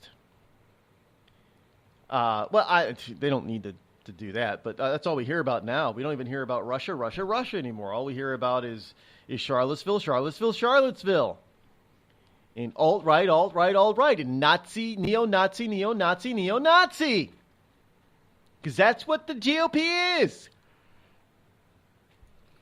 Forget the fact that they're still the party of the ones that still have all the. I found out what Robert Byrd was. He was a Grand Kleagle. Again, I don't know what that means or where they even get these names from. They can call him Grand Poobah for all I care, but Kleagle is a high level, high ranking member in the KKK order. I don't know how far up the ladder it goes, but what is who cares? He was still a member for years. He was a recruiter for years. admitting to personally recruiting more than 150 people into the ranks of his local KKK.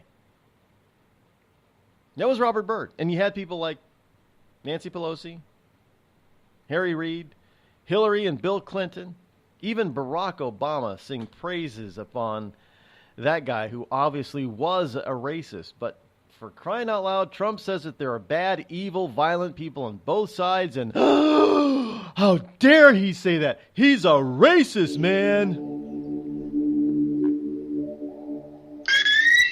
Call Rod now, 666-603-835-3226. The Red Cross responds to nearly 66,000 disasters every year, most of them house fires. Red Cross President and CEO Gail McGovern says you need to develop an evacuation plan and practice it, especially with your children. It takes just 2 minutes for a home to be engulfed in flames. Practice those drills. We all think our kids know what to do. They don't. We need to teach them. We have started a large campaign where we're going into vulnerable communities and helping install smoke alarms. Already 92 lives were saved, and 4 of those lives were saved by a 5-year-old girl who remembered what we taught them during these fire drills, and she got her family out. We also have a slew of free apps that people can download onto their smartphones. It's what to do in every kind of disaster you can imagine, how to prepare and how to recover. To help support all the Red Cross does and to make a financial donation, go to redcross.org. That's redcross.org. I'm just so happy my father had a chance to see his kids before he passed. I just want to say thank you. When her father fell ill, the American Red Cross was able to help get Veronica's brother home from the Navy to speak to his father one last time. It's thanks to your donations that we can connect military families when they need it most. Please donate today at redcross.org. It's Thursday night, and you're grabbing drinks with some friends. Started off with a pitcher for the table, which quickly becomes 2. There's pool. And there's the photo booth. All right, everybody squeeze in. Say cheese! Followed naturally by an order of wings. And another. Can we get some extra ranch sauce? Then there's the ceremonial nightcap. So what are we doing this weekend? And lastly, it's back to the car, which, if you're buzzed,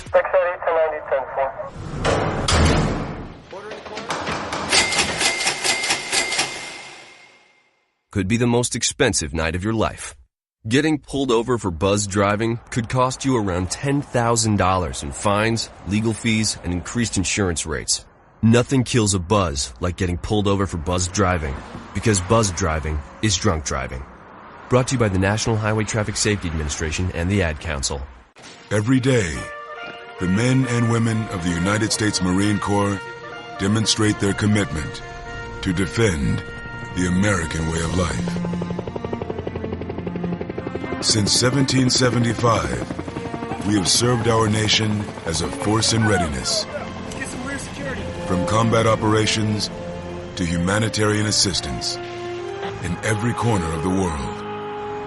No matter where the mission takes us today, or wherever our country needs us tomorrow, we always remember the land we call home. As Marines, we take a stand for each other, for our nation, for us all. The few, the proud, the Marines.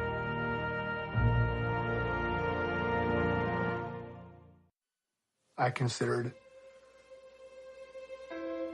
suicide so I wouldn't put my family through all the pain. Many of our warriors are returning home from the battlefield, only to face a new war as they struggle with devastating injuries. At Wounded Warrior Project, we understand. We're there to help. Even though you think you're broken, you're not. It's the physical and the emotional healing that Wounded Warrior Project provides. With a gift of just $19 a month, you can join Wounded Warrior Project. You'll help provide critically needed programs and services that rebuild lives. Beautiful. The ongoing needs of our wounded and their families will continue for many years to come. Now is the time to show your support. Call now or go online with your gift of just $19 a month, and we'll send you this Wounded Warrior Project blanket. It made me feel that there's people out there that care about us. After this event, we can finally maybe start to heal as a family and move forward. We need your help. The families are hurting. For many of our wounded heroes, the greatest casualty is being forgotten. That's why your gift of just $19 a month is so important. Please call or go online right now.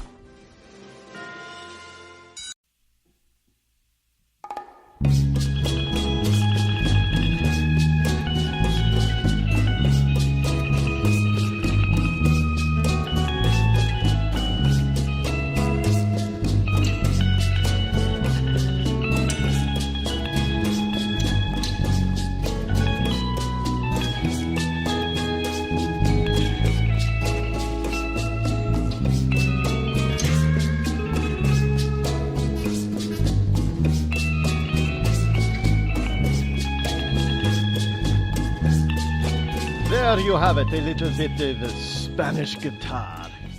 It is crying to you. The USS John McCain. Again, I just can't believe we actually named a naval ship after this guy. McCain was Navy, though, right? He was a Navy pilot, or yeah.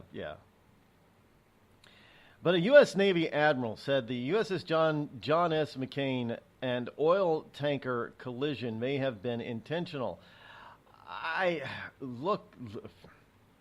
Well, this is the second, major collision involving a U.S. naval vessel, in as many months.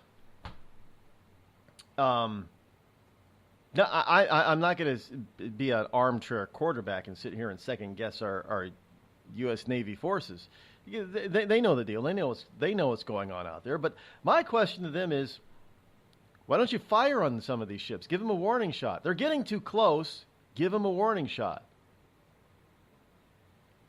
I don't know what the rules of engagement are out there in the open sea. But if you have some hostile intent, and you're not paying. In today's world, unless you're in some congested seaport area. In today's world, with all the electronics and collision avoidance systems that these big vessels have, I find it hard to believe that this stuff is not on purpose, that it's accidental. I really do. It seems to me that there are people that are asking that question in our naval forces, because I think they're having a hard time swallowing it, this just being an accident as well, even though they won't say it in public. I think their actions are speaking loud in the world, louder than what they're saying. That top Navy leaders are refusing to rule out the possibility that a collision between a U.S. destroyer and an oil tanker in the Pacific may have been intentional. The Chief of Naval Operations, Admiral John Richardson, confirmed on Monday the incident, which occurred early Monday morning in Southeast Asian waters, resulted in 10 American sailors lost at sea and significant damage to the USS John S. McCain, which is an Arleigh Burke-class destroyer. The search and rescue operations by the U.S., Indonesian, Singaporean, and Malayan navies remained underway Monday night for the missing sailors, and 4 other sailors were reportedly evacuated from the McCain to medical facilities in Singapore. As a result, the Pentagon has initiated a 2-day pause in all Navy operations worldwide beginning yesterday as a result of the incident. And I think they really need to institute a warning shot system. And really, we can't have our naval ships being rammed by civilian ships willy-nilly. I mean, this is just a destroyer. By the way, I think we need to start designing. We need to start designing our ships to be able to take a little bit of a beating like this, a little bit better than they do. Now, you can't make it. You can't make them accident proof. I get that, but they need to be beefed up somehow without adding significant weight to their hulls. But they need to, I don't know, maybe you just need to come up with a different type of hull design. I don't know what that is. I find it that the hexagonal and honeycomb shapes, I don't believe they're using those in Navy ships of any kind. But why not?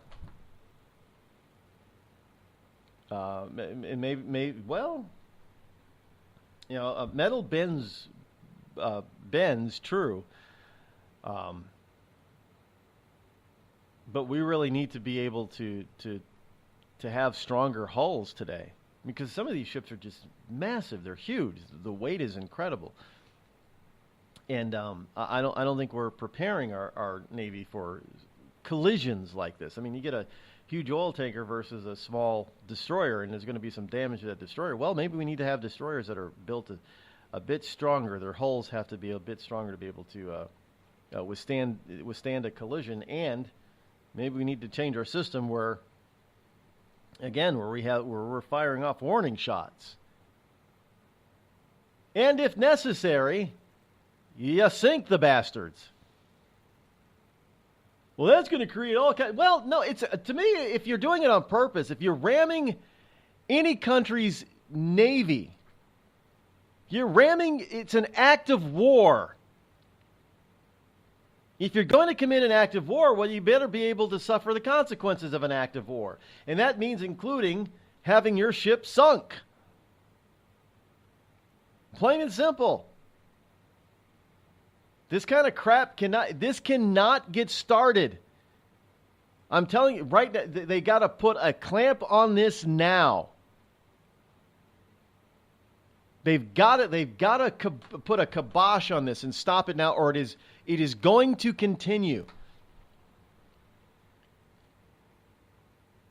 Now, what's one way to help defeat a warring navy or an enemy navy? Disable their ship, make their ships. You don't have to sink their ships. You just have to make their ships unable to participate in war. And right now, we got two destroyers that really are not in any war fighting shape. Two. So, I mean, they're going to take extensive repairs. They're going to be in dry dock for a while. The only good thing about this thing is that the sailors, the surviving sailors, are probably going to get some much needed shore leave.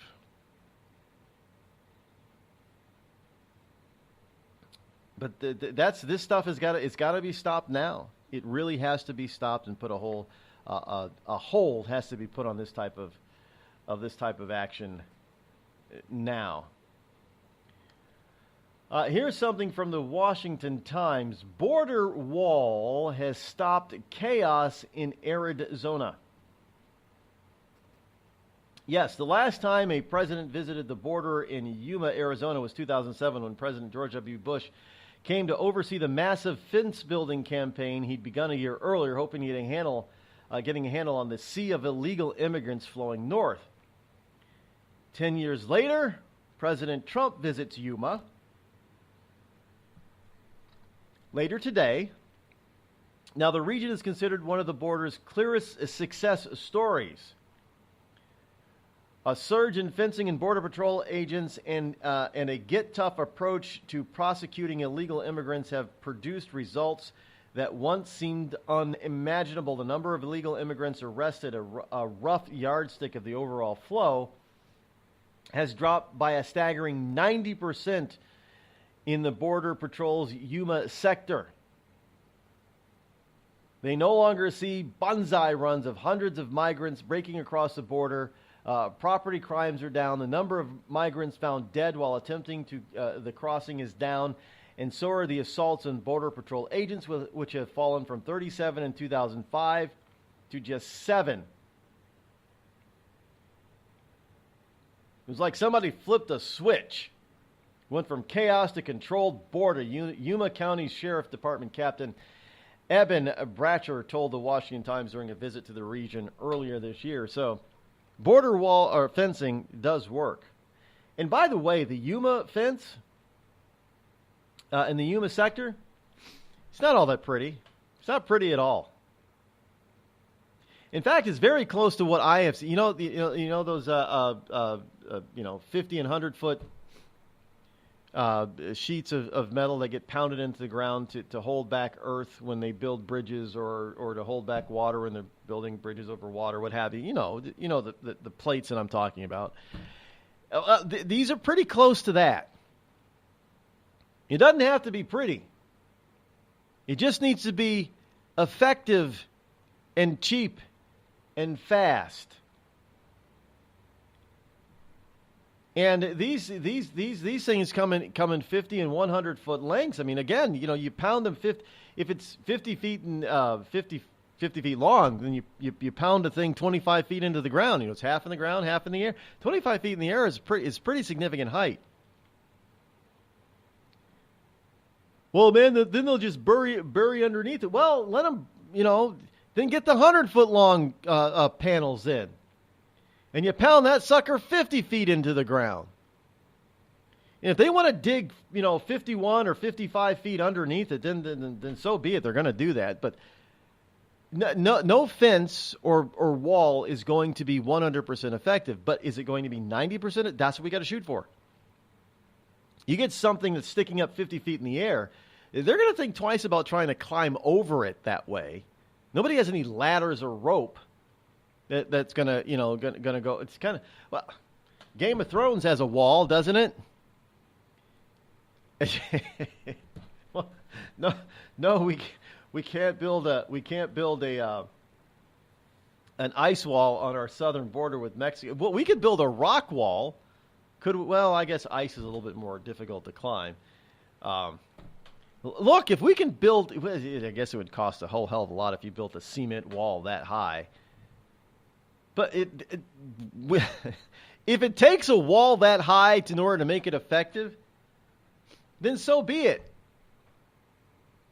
I don't see any. Well, just to be a little facetious here, I don't see any wildlings or Walking Dead burying underneath the Great Wall in Game of Thrones. Just saying, I don't see that happening. But again, you know how you stop a lot of the tunneling? You just put these metal plates, you pound them down 25, 50 feet below the surface. We do that on a regular basis, and it's fast. I mean, you got these like crane things that come around that just pound. They vibrate these things into the ground, and when they need to be replaced or taken out, then they just vibrate them back out. And if all you got to do is, if you need to replace a panel, you just slide it out and slide a new one back in. That's all. Doesn't have to be pretty. And these things can be produced very fast, and they're rather thick, so they're not easy to cut into either. I mean, you need a plasma cutter or a torch out there in the middle of the desert. Yeah, good luck with that. Just saying. But in any case, so where the president is going, Yuma, Arizona. That's John McCain's neighborhood, by the way. Evidently, the border wall is a huge success, and there you have it. By the way, there's something that has been a alarm to free speech advocates. I don't know why this would be alarming, but the rise of Antifa after the violence in Charlottesville alarms free speech advocates. Why would that alarm anybody? They've been going down this direction in this direction for years. And I don't know why this would be set off an alarm for anyone. But in any case, so these people are saying that this is it's alarming that we have such anti-free speech people out there. This country's always had anti-free speech people out there, and this is no different. Antifa is no different from socialist and communist and fascist groups on the left in the past. The only difference is that they are more openly violent than they used to be. They've gotten very brazen, and they get more and more brazen because we don't on the right we don't do anything to clamp down on them. You got to start clamping down on these people. If you ever hope to get control in law and order back, you got to start clamping down on them. Make them pay for their crimes, for one. We should have been pushing that during the Occupy. If we had pushed for law and order and brought most of those anarchists to justice during the Occupy Wall Street movement, we wouldn't have an Antifa problem right now. We wouldn't. I'm not Rod Eccles, and I approve this message. A couple of weeks ago, a long-haired young person came into our bank and said, "I'll bet you're a Nazi."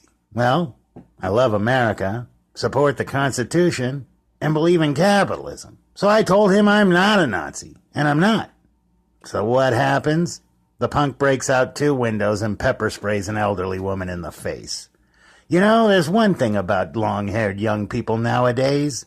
They're real assholes. Long-haired young people. You suck. Give a man a fish and you feed him for a day. Sign him up for the Box of Bait Club and he'll never be hungry again. The Box of Bait Club is a brand new dream come true for every fisherman. Something new and different in your tackle box every month. Every month, another excuse to get outside and do what you love. Don't let this one get away. The Box of Bait Club is currently accepting a limited number of pre-orders with subscriptions starting at $39.95 per month.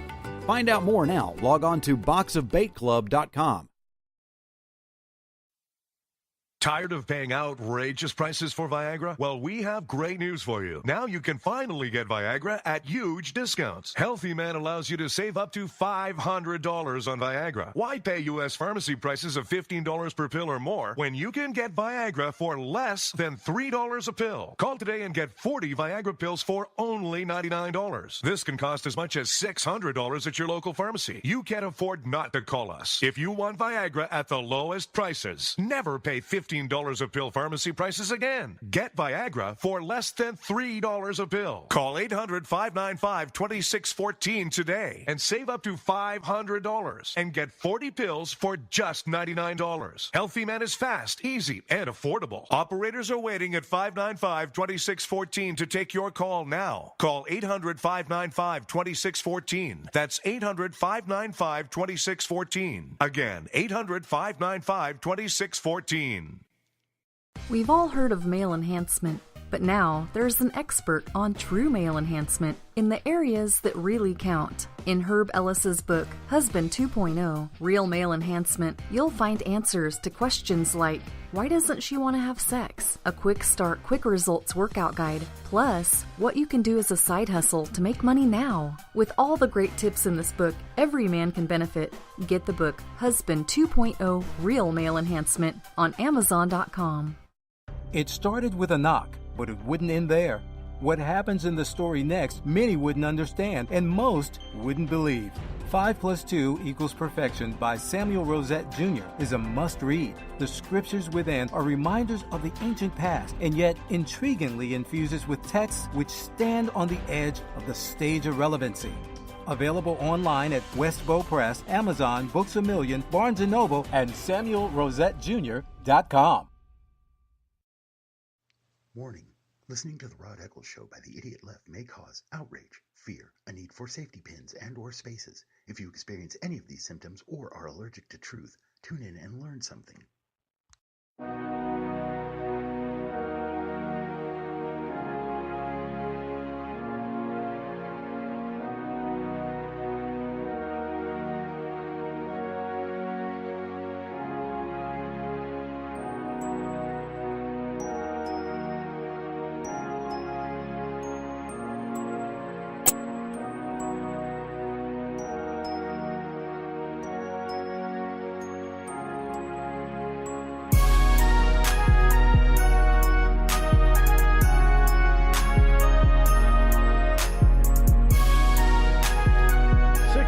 Three 835-3226.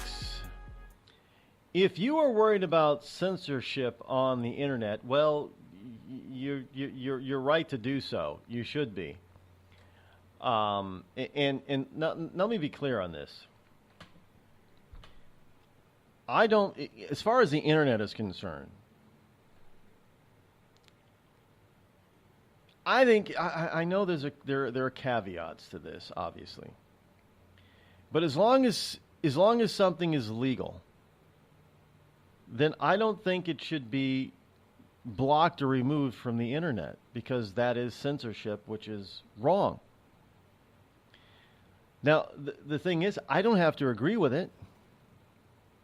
I don't have to like it. I don't have to visit those sites.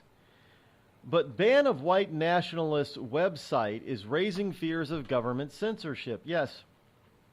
Major internet companies rushed to oust white nationalist website last week. Could make it tougher for tech companies and open net advocates to try to keep the government from censoring websites in the future. So says the CEO of one of the companies being said earlier.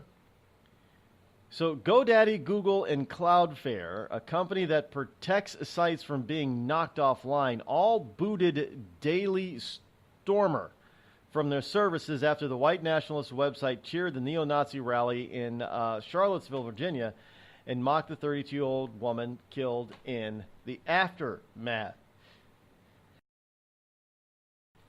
I mean, it may be in poor taste. You could be angered by it, say it's poor taste, but what they have just done is open the door for anybody, governments other than communist dictatorial governments like China, to start monitoring and regulating the internet for content that they don't like. Oh, no. We don't like that site, so you're going to block it. You can't. I'm not talking about illegal stuff. This is not like NAMBLA, the North American Man-Boy Love Association, where they were promoting pedophilia between adult men and minor children, boys. That's illegal in just about every civilized country on the planet. So that's well, you can't have illegal sites. Well, it's harder to get rid of terrorist supporting sites on the net. Let's face it. No, would I support a white nationalist or white supremacist website? Well, hell no, I wouldn't. But I would not advocate for them being pulled and having their right to free speech and access being pulled from them. I mean, do you know how difficult it just seems like it's so easy to take down a so-called neo-Nazi type of white supremacist type of website, but you try to take down any type of Islamic, pro-Islamic and ISIS site, you know what you got to go through to do that? It's just stupid. Matthew Price, CEO for Cloudflare, acknowledged the decision makes it harder for his company to fight against pressure by some governments to take down a website in the future. Well, I don't know the right answer, he said, but I do know that as we work it out, it's critical that we be clear, transparent, consistent, and respectful of due process. Mr. Prince wrote, you know how due process is? You don't boot them. Because all you're doing is opening up the door, and it's going to happen, folks. You know it's going to. I don't even need to predict it. Simply because you have these wonderful liberal outlets like Facebook and GoDaddy and some of these others who are already doing the censoring, and yet still they're lambasting the future death of an open internet. Well, they're the ones causing the death and collapse of an open internet because they've already closed it by making sure that people that they disagree with or don't like, even though it's legal, don't have a platform. That's where it all starts, folks. That's where it all starts. Today, there's a beer for everyone. Hey, me and the guys are going out for a beer. You want to come along? Nah, I got a lot of data to enter into the computer tonight. Now, there's a brew for the future. Want me to bring you something back? Thanks, but I got some right here. Microsoft Brew. You got a beer tap on your computer? With a head so thick you can float a mouse on it. Let me get this straight. You make your own beer with the computer? With the right software, you can do anything. Microsoft Brew. Here, I call this one Windows 95. I don't know. It leaves a bad taste in my mouth. And if you got to get there quicker, try the new ISDN malt liquor. When I found out I had atrial fibrillation, a serious but highly treatable heart condition, the first thing I thought of was who would take care of my wife and children if anything were to happen to me? My doctor recommended Prevactin. I had a lot of questions, so I did some research. It turns out Prevactin is the #1 recommended drug for Crohn's disease. I think my doctor's trying to kill me and steal my wife. Doctors. They'll stop at nothing to get your wife. The Red Cross responds to nearly 66,000 disasters every year, most of them house fires. Red Cross President and CEO Gail McGovern says you need to develop an evacuation plan and practice it, especially with your children. It takes just 2 minutes for a home to be engulfed in flames. Practice those drills. We all think our kids know what to do. They don't. We need to teach them. We have started a large campaign where we're going into vulnerable communities and helping install smoke alarms. Already 92 lives were saved, and 4 of those lives were saved by a 5-year-old girl who remembered what we taught them during these fire drills, and she got her family out. We also have a slew of free apps that people can download onto their smartphones. It's what to do in every kind of disaster you can imagine, how to prepare and how to recover. To help support all the Red Cross does and to make a financial donation, go to redcross.org. That's redcross.org. See that cute little dog in the pet store window? Chances are it came from a puppy mill. A breeding facility that forces caged, neglected, and often sick dogs to churn out puppy after puppy to be sold for profit. Meanwhile, millions of wonderful, healthy pets end up in animal shelters. This leads to the killing of more than 9,000 by the end of today. But with one simple choice, you can help. Just by deciding to adopt instead of purchase your next pet. Animal shelters are full of amazing pets looking for a home. When you adopt your new best friend, not only are you saving a life, you're taking a stand against puppy mills. When your friends see the smart choice and impact you've made, they adopt their next pet and share with 5 of their friends, who share with 5 more. Before long, thousands get involved. Pet stores stop selling dogs from puppy mills, and even more lives are saved.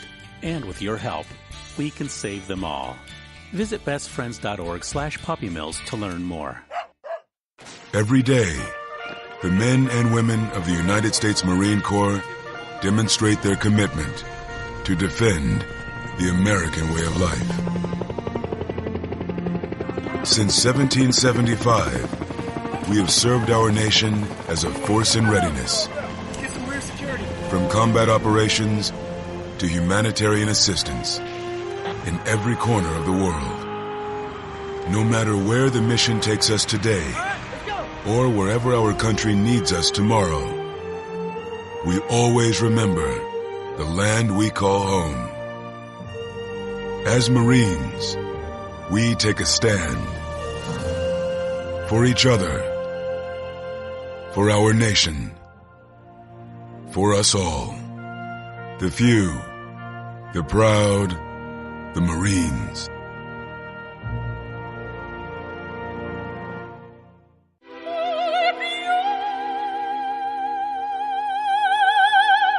The human voice.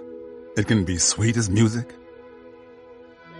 powerful as thunder, And so, my fellow Americans, cheerful as laughter. But for millions of people, it can also be a sign of COPD. This serious lung disease can make it so hard to breathe, you often can't catch a breath or finish a sentence, let alone carry a tune. And many who have COPD don't even know it. That's where your voice comes in. If you think you or a loved one have symptoms, talk with a healthcare provider. Early diagnosis can mean better treatments and quality of life. Join us in raising our voices for the millions with COPD who can't. Learn more, breathe better, at nih.gov.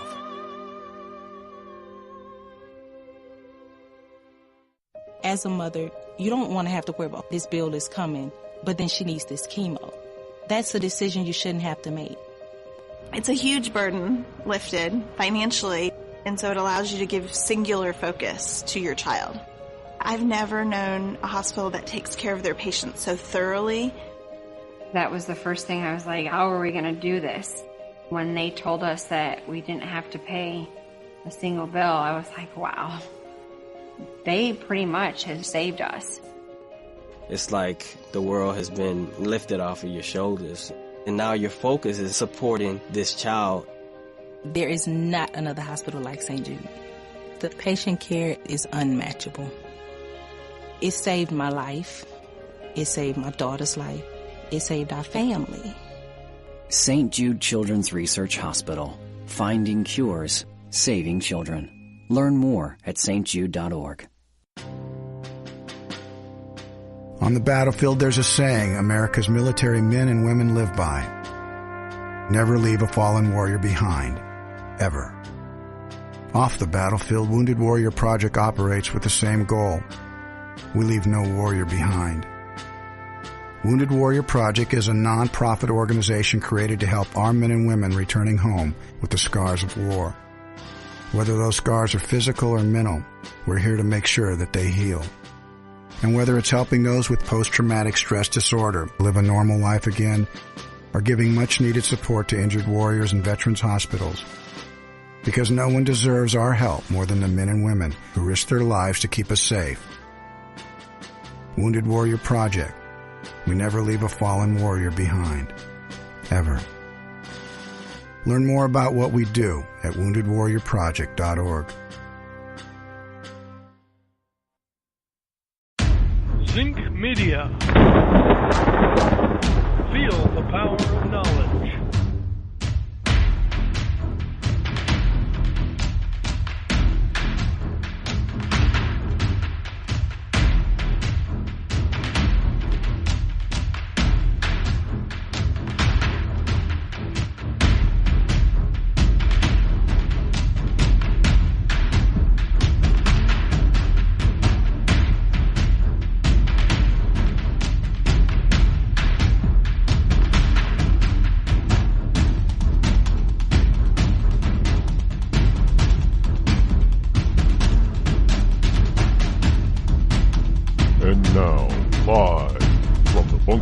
Studio located somewhere within the great granite state of New Hampshire.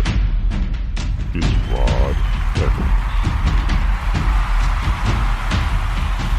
And welcome back. Hour number 3 here on the Rod Eccles Show. Yes, indeed, we are back. Glad that you are here. Fastest 3 hours on Internet Talk Radio is right here on the Rod Eccles Show. All you liberty lovers and ecclesiastites, here it is on this Tuesday, August number 22 in the year of our Lord 2017. 603-835-3226 is the call-in line number, should you wish to utilize that at any time during the show's activities, which are live. Paul Ryan. First of all, I have this story also from Newsweek about a Barcelona chief rabbi tells Jews after the recent attack there, the terrorist attack, you know, the drive-by, literally the drive-over, well, I guess not drive-by, it's drive-over attacks. He tells Jews to get out and go to Israel. Yeah, he says, now the chief rabbi is saying that, the chief rabbi of Catalonia has told Jews that they should leave the Spanish region and move to Israel because of fears of further radical Islamist attacks. Rabbi Mir Bar-Hen, that's M-E-I-R is his first name, Bar-Hen, in an interview with the Jewish telegraphic agency called Spain, a hub of Islamic terror for all of Europe. His comments came after two vehicle ramming attacks that left a total of 14 people dead on a famous Barcelona boulevard and in a seaside town south of the northern Spanish city. The Islamic State militant group ISIS claimed responsibility for the van attack in central Barcelona late Thursday that also injured more than 100 people. Jews are not here permanently, he said. I tell my congregants, don't think that we're here for good. And I encourage them to buy property in Israel. This place is lost. Don't repeat the mistakes of the Algerian Jews, of Venezuelan Jews. Better get out earlier rather than later. He's referring to two countries where Jewish populations that have dwindled because of persecution. Venezuela? Are Venezuelan Jews? I don't. Well, look, there is a reason. Historically speaking, there is a reason for the Spanish area being a quote unquote hotbed of Islamic activity. Now, this goes back a few centuries to the Moorish or Moor invasion of the Spanish Peninsula, which is why you have such a heavy influence of Moroccan and Middle Eastern architectural influence in Spain and in Portugal, and all that whole which is they don't call the Spanish peninsula. There's a particular name given to the peninsula, basically, that Spain and Portugal is on. It's not a full-fledged peninsula, by the way, but they tend to call it a peninsula. Italy is a peninsula. Spain is not.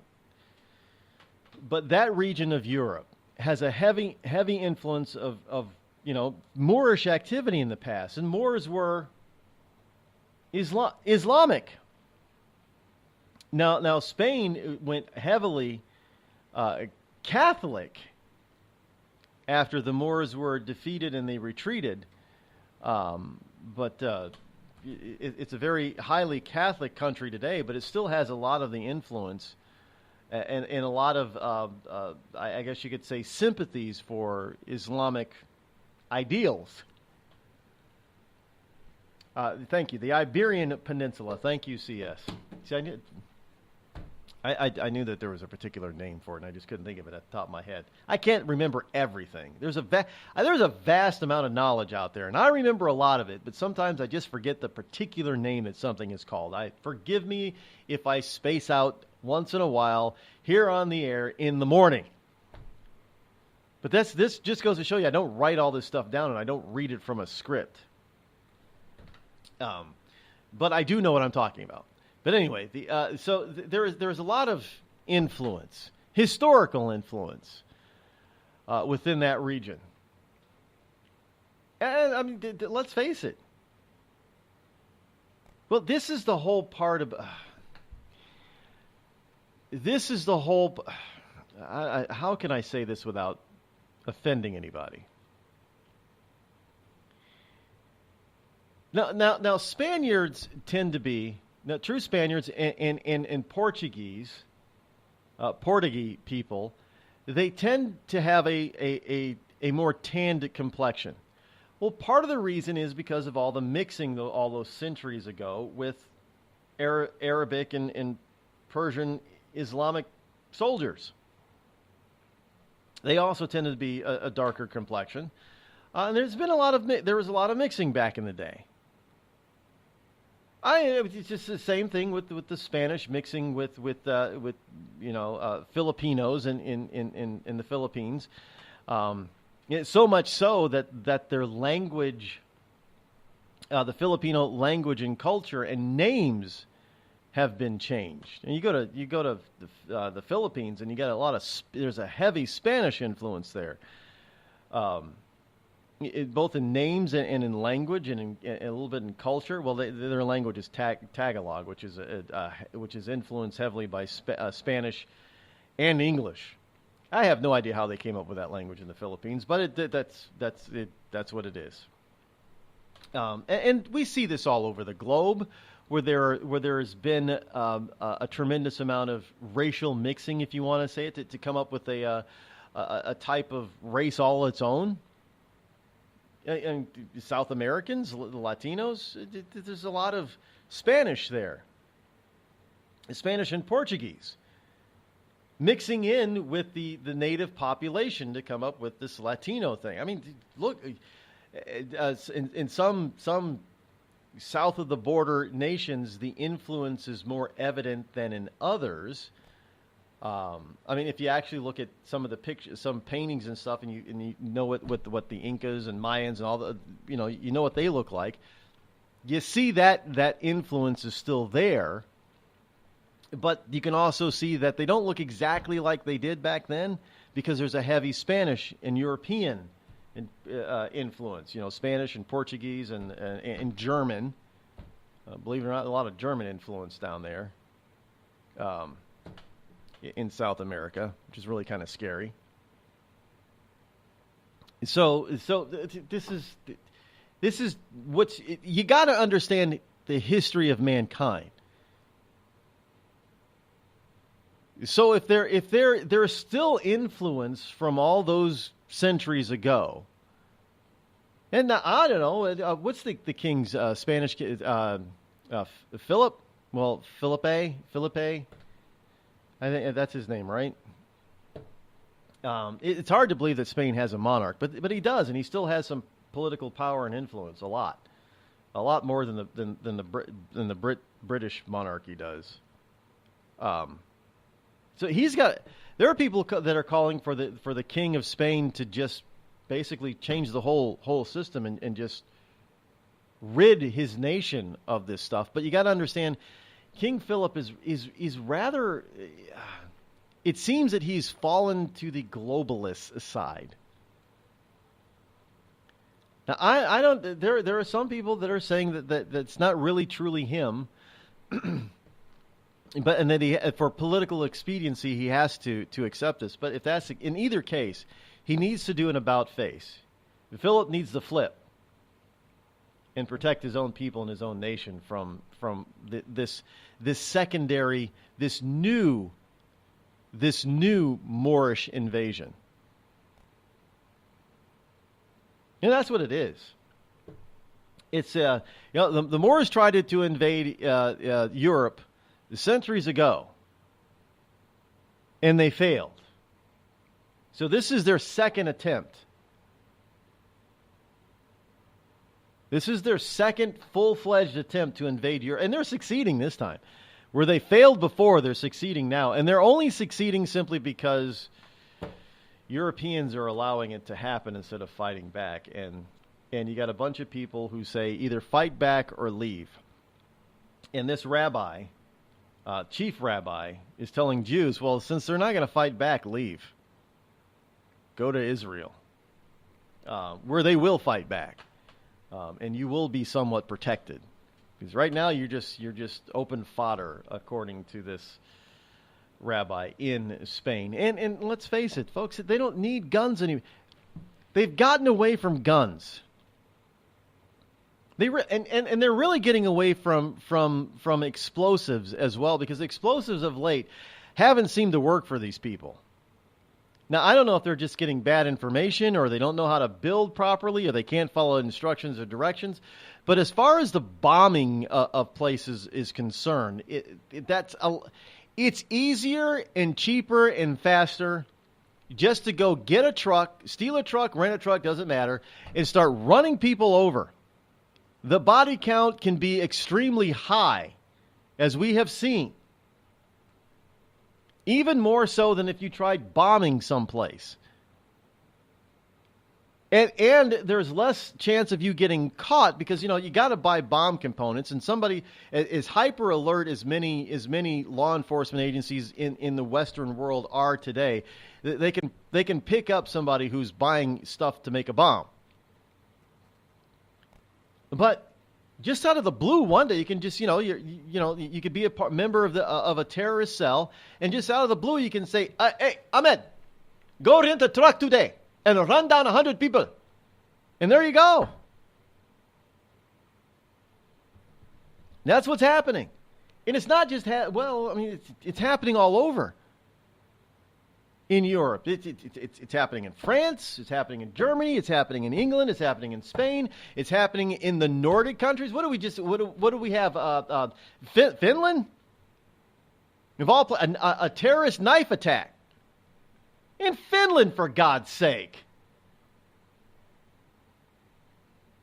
I mean, there are places that you would just not assume that there would be any type of terrorist attack, because the people are they just seem too nice.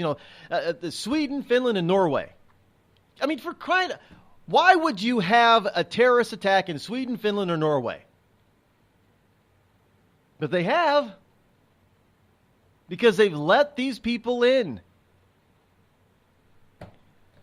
And this rabbi has got it. He's hit the nail on the head. Europe is, if this is what they're going to continue to allow, and they're continuing to allow it, they're not changing course at all. Angela Merkel isn't against all these refugees, and most of Europe isn't either, that has already been letting them in. The only difference is the countries that haven't been letting them in are looking at all this stuff saying, well, we're still not letting them in because you're having too many problems with them. And yet the ones that are letting them in, they're not saying, well, we're going to stop, curtail, or stop letting them in, or at least that. They're not even doing that. Nobody expects them to start expelling any of these people that are already within their borders, but they still let more in. And this is why this rabbi is saying, time to get out, folks. Time to get out, because they're not going to stop this insanity. Plain and simple.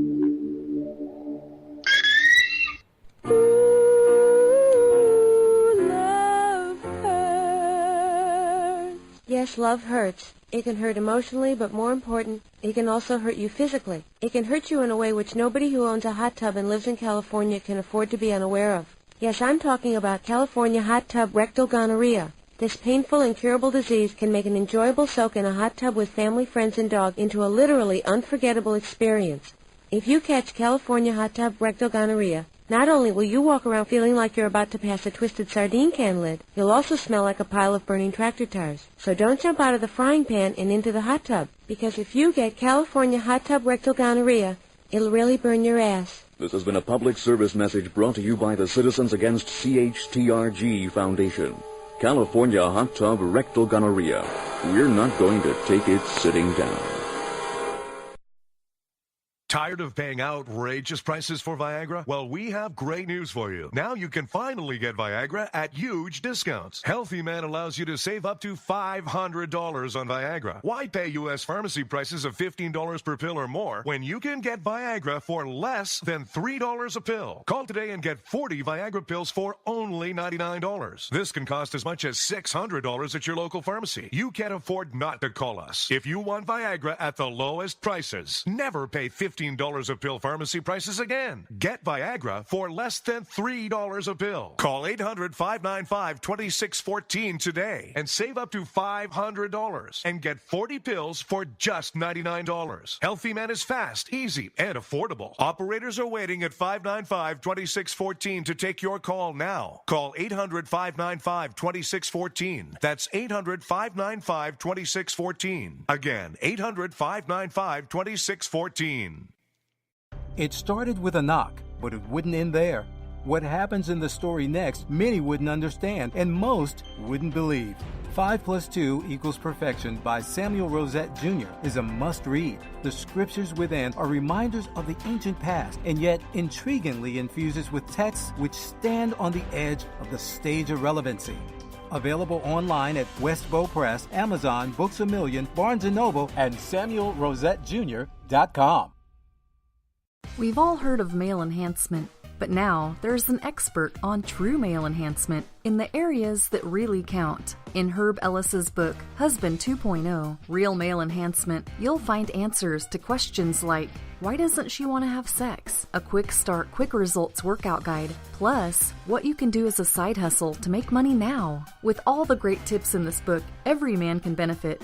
Get the book, Husband 2.0, Real Male Enhancement, on Amazon.com.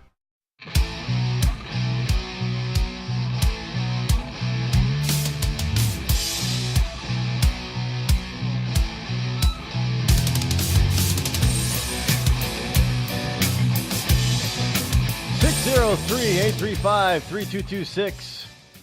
Paul Ryan. Make no mistake, I've never been shy about saying I don't like Paul Ryan. Do I like him less than Boehner? Former Speaker of the House John Boehner? Well, I wouldn't go that far. But I do believe that Ryan is feckless and that he's a part of the problem. He's been turned. He got immersed in the swamp, and it infected him. Now this is not. I don't know. The Paul Ryan of today is not the same Paul Ryan that first got elected to Congress from the state of Wisconsin. You know, how many years ago was that now? What, 10 years ago now? Somewhere around there. But anyway, he's not the same person. He got immersed in the swamp, and it infected him. And he's got a little bit of the Trump derangement syndrome in him. It hasn't become a full-fledged fever, but it's infected him a little bit. But Speaker Ryan remains very popular in Wisconsin. Let's face it. Last election cycle, there was a Donald Trump-inspired primary challenger that he dispatched quite easily. But there are people in Wisconsin that are now trying to put the screws to Paul Ryan, saying, "Look, dude, we elected President Trump too. We like his ideas, we like his agenda, and you're not." Now, Ryan has not been as anti-Trump agenda as, say, McConnell has been. But understand that Ryan hasn't really had to be, because there are some, nearly 100 identifiable anti-Trumpers, never-Trumpers in Congress that will do the work for Ryan. Now, if Ryan really wanted to push the platform of the president through, he could be twisting arms of many of those near 100 never-Trumpers, including people like McCaskill and Snow. But he's not doing it. He's not using his speakership as a bully pulpit to be effectual in this manner, and that's because he's a part of the swamp now. He doesn't really want the president's agenda to succeed. I mean, it's unbelievable how much these people would rather go down, would rather be voted out of office than to capitulate and do the will of the people. And it just goes to show you that they look at elections as nothing more than a formality that they have to endure every 2, 4, or 6 years. That's all. It's just we have to endure. And every once in a great while, an incumbent who really doesn't want to lose does lose. I mean, it doesn't happen often, but it does happen, which means it can happen. It can happen more often. Usually it's just the people the incumbent that loses hasn't been there they've only been there 1 or 2 terms, and they didn't play ball pretty much with the rest of the swamp, and so the rest of the swamp sort of turned their back on they didn't support them very much and all that kind of stuff. We see it happen, or they decide, you know what, I'm a little tired. I think I want to just retire and enjoy my ill-gotten gains. Now, that's what usually happens. They retire. They don't run for re-election, or they put up such a poor re-election campaign that they might as well have just retired. But they didn't want anybody else taking their seat, so they were more than willing to lose it to the opposite party to keep somebody else that they didn't like from taking their seat. That happens a lot too. Well, I don't like this guy. I mean, you Republicans, you have this guy coming up, and I don't want him to take my seat. I don't like him. So then they don't retire because of that. It's all these games that they play. And Ryan has been sucked into these games. Well, he has. But he still has quite a bit of support. I don't know how much longer he's going to be able to hold out. I guess we'll see in November of next year exactly how how popular he still is.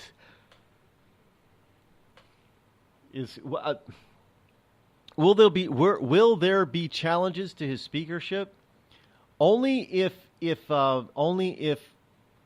Republican voters, oust enough of incumbent anti-Trumper Republicans and replace them and vote in pro-Trump Republicans. That's when there's going to be a change. Hell, Ryan's not stupid. Maybe he'll change along with it. I doubt it, but if it means him keeping power, if that's what he wants, then he'll change. Otherwise, he could be like a McConnell too and just be very defiant through all of this stuff. We'll have to see. November 2018 is coming up pretty damn fast, though, folks. Coming up pretty fast. The Red Cross responds to nearly 66,000 disasters every year, most of them house fires. Red Cross President and CEO Gail McGovern says you need to develop an evacuation plan and practice it, especially with your children. It takes just 2 minutes for a home to be engulfed in flames. Practice those drills. We all think our kids know what to do. They don't. We need to teach them. We have started a large campaign where we're going into vulnerable communities and helping install smoke alarms. Already 92 lives were saved, and 4 of those lives were saved by a 5-year-old girl who remembered what we taught them during these fire drills, and she got her family out. We also have a slew of free apps that people can download onto their smartphones. It's what to do in every kind of disaster you can imagine, how to prepare and how to recover. To help support all the Red Cross does and to make a financial donation, go to redcross.org. That's redcross.org. I'm just so happy my father had a chance to see his kids before he passed. I just want to say thank you. When her father fell ill, the American Red Cross was able to help get Veronica's brother home from the Navy to speak to his father one last time. It's thanks to your donations that we can connect military families when they need it most. Please donate today at redcross.org. It's Thursday night, and you're grabbing drinks with some friends. Started off with a pitcher for the table, which quickly becomes 2. There's pool. And there's the photo booth. All right, everybody squeeze in. Say cheese! Followed naturally by an order of wings. And another. Can we get some extra ranch sauce? Then there's the ceremonial nightcap. So what are we doing this weekend? And lastly, it's back to the car, which, if you're buzzed,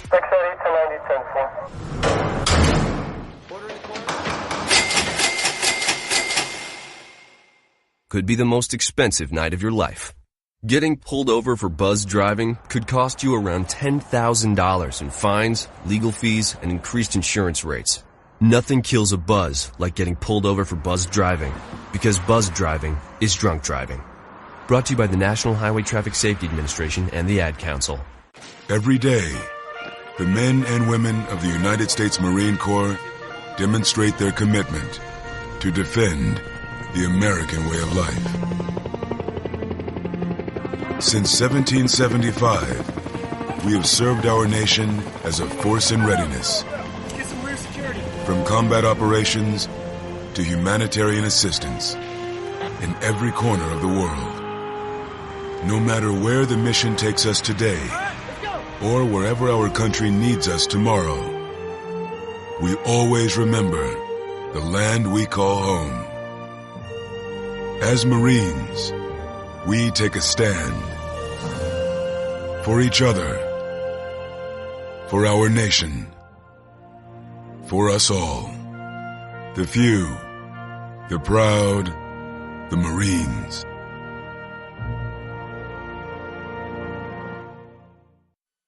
I considered suicide so I wouldn't put my family through all the pain. Many of our warriors are returning home from the battlefield, only to face a new war as they struggle with devastating injuries. At Wounded Warrior Project, we understand. We're there to help. Even though you think you're broken, you're not. It's the physical and the emotional healing that Wounded Warrior Project provides. With a gift of just $19 a month, you can join Wounded Warrior Project. You'll help provide critically needed programs and services that rebuild lives. Beautiful. There you go, buddy. The ongoing needs of our wounded and their families will continue for many years to come. Now is the time to show your support.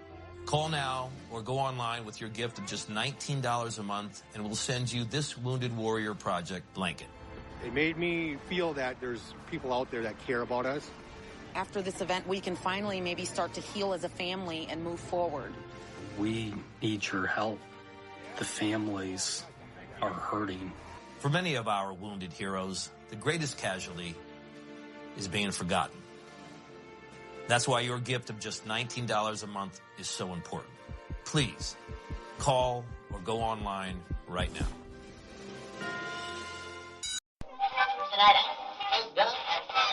This is Free America broadcasting on the Rod Eccles Show with a message to all patriots trapped behind the lines in California, New York, Boston, and Chicago. Don't give up, true lovers of America. Even as we speak, moves are being made to drive the invaders back to the land from which they came. Defeat the would-be dictators and lift the chains of tyranny from around your neck. Stay strong. Stay brave. You're not forgotten, and you're not alone. Until next time, patriots, this is Free America signing out. Bring the rain.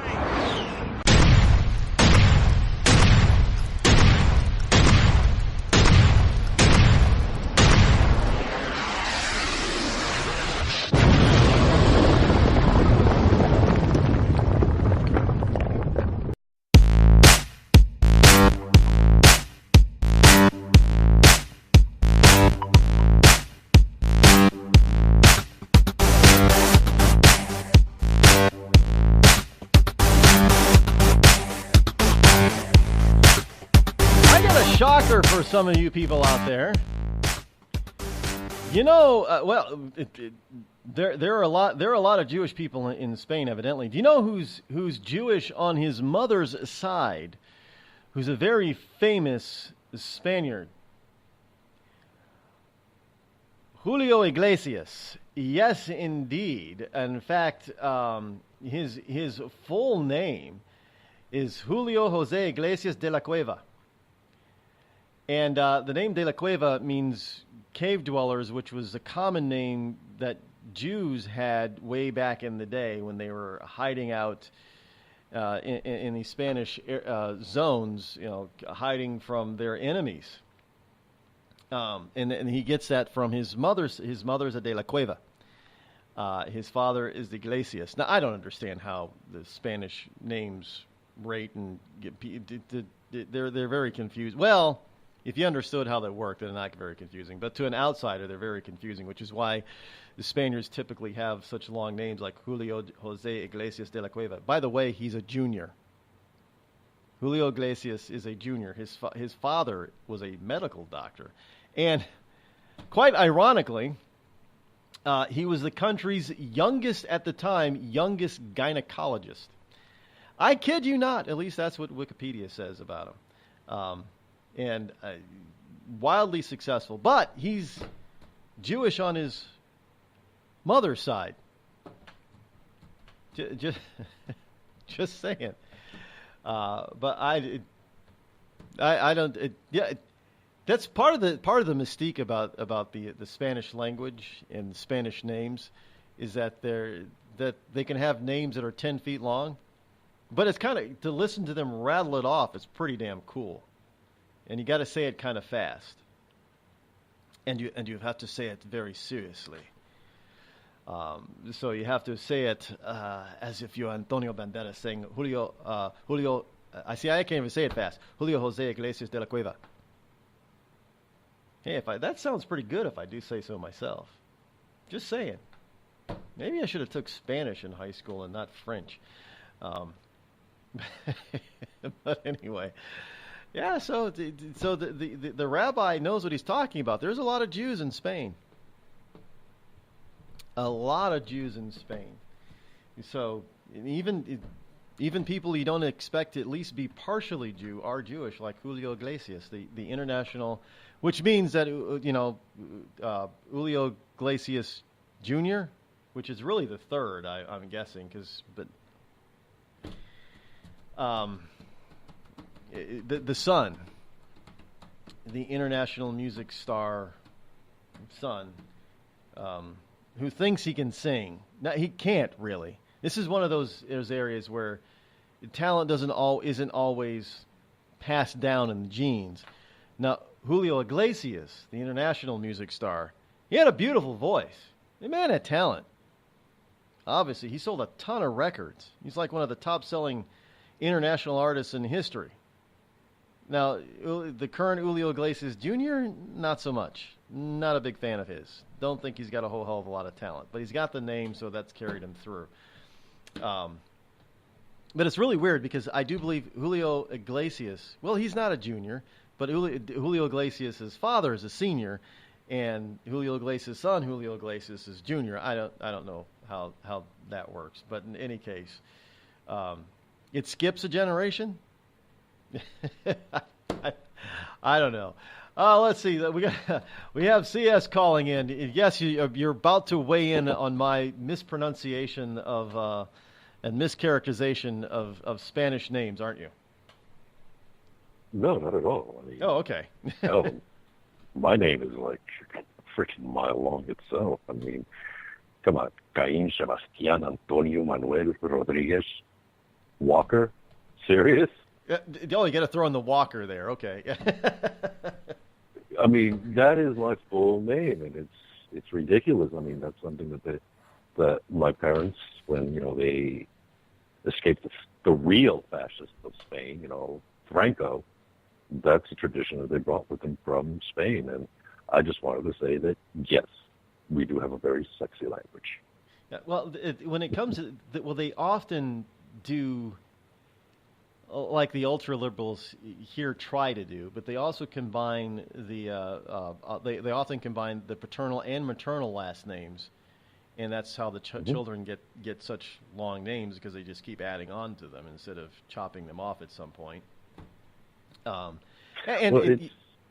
Swedes tended to be very confusing that way too, for a long period of time, where they would take, if you were, let's say your name was Carl, and your father's name was Isaac. Well, you didn't get your father's last name. You were Carl Isaac's son, thus Isaacson. So they did that for centuries, which confused the hell out of people too. So, well, one of the things that having such long names is that it has a tendency of teaching us of our history, of our ancestors, our family history, and I'm part Jewish myself. There were members of my family that were also Jewish. I'm not a practicing Jew. I'm a Christian, but there were Christians and Jews intermingled in my family, in my historical family, and it's a case that if I want to go to a synagogue and convert, I show them my family history, they probably more than welcome me in. But then again, the Jewish religion will welcome anyone in that wishes to convert under the right reasons, not just because, I just want to celebrate Hanukkah. I want a lot of presents. No, that's not a good reason. So because of that, it teaches us of our family history, and growing up, because I was also part Catalan, which is that northern region of Spain where Barcelona is located, but I'm also half Castellano, which is where Madrid is. And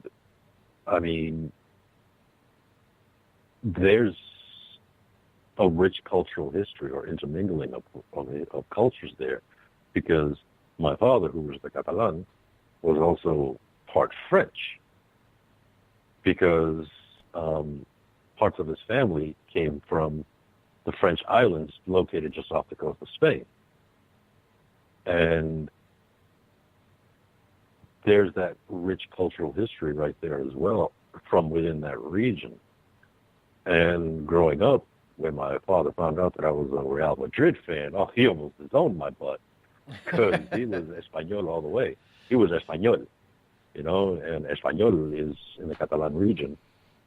But he tried to teach me how to speak Catalan, and I picked up on some of it, but I mostly picked up on the French and the Castellano. And I knew I was in trouble when he called my name. I'm like, oui, papa? Qu'est-ce qu'il y a, oui, papa? Binaki. I'm like, oh, I'm in trouble. I'm going to get beat. Oh, God. Oh, I got set up for failure.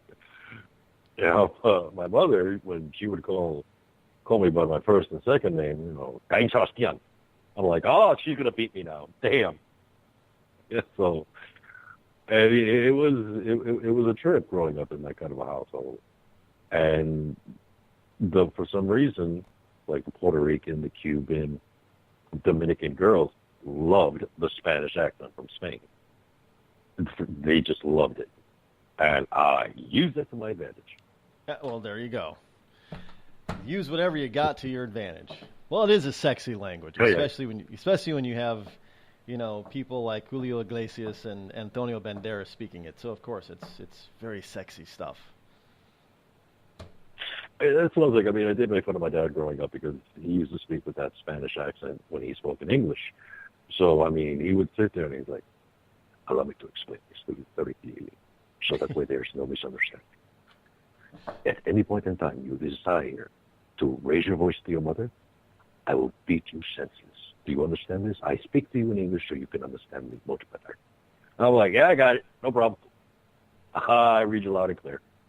So, I mean, it was like he was threatening. My dad was like cool as ice. He was smooth, even when he was threatening to beat my butt. So, I mean, I had to use the Spanish accent to my advantage because I really had nothing else. All righty. Oh, well, see, there you go. Proof that the Spanish language from the Iberian Peninsula is really, really sexy. Yes. And by the way, the King of Spain is Su Majestad Fray Felipe el Sexto. King Philip. His Majesty. Yep. His Majesty King Philip VI. Now, I got a question for you. So you may know this. I am not up on Spanish politics. Spain hasn't, you know, for a couple of centuries hasn't been a real world powerhouse.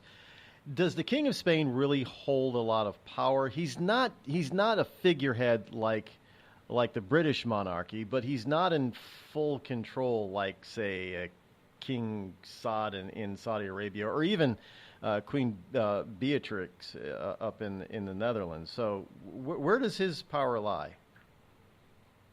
Honestly, the King of Spain has just as much power as the Queen of England, because the Queen of England does have the power to shut down Parliament, start a new Parliament, start new elections, really.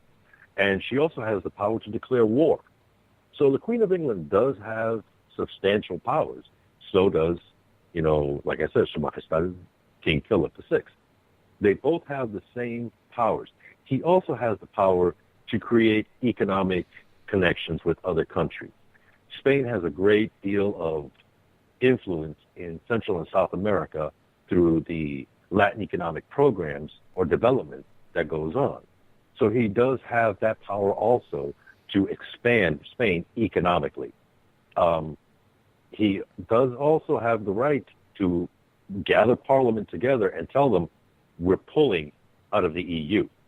Because in all honesty, the EU is holding Spain, you know, basically blackmailing Spain, saying, well, since you're part of the EU, if you don't take in all these refugees, we're going to call in all that money that we loaned you to save you in this depression that you had. We're going to ask for all of it back at one time. So Germany and the EU are holding Spain basically hostage.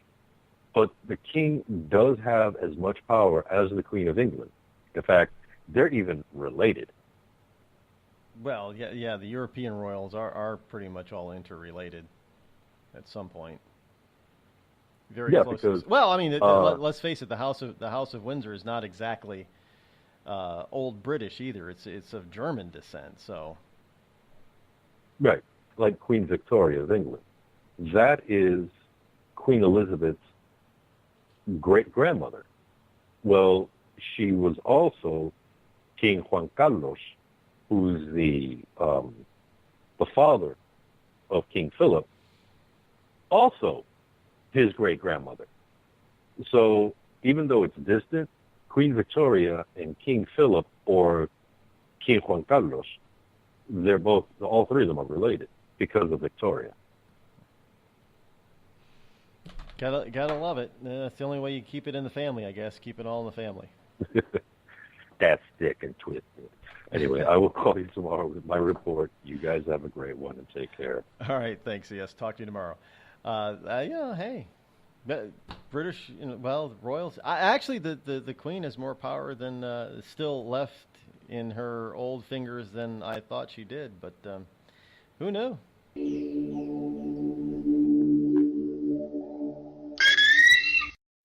What if I told you that you could lose weight simply by drinking coffee? Change your coffee, change your life. Our gourmet estate-grown coffee is infused with powerful herbs that help you melt fat and keep you from feeling hungry for 6+ hours. Get results or your money back. Order yours today at skinnycoffeeshop.com. That's skinnycoffeeshop.com. Tea and water also available. skinnycoffeeshop.com.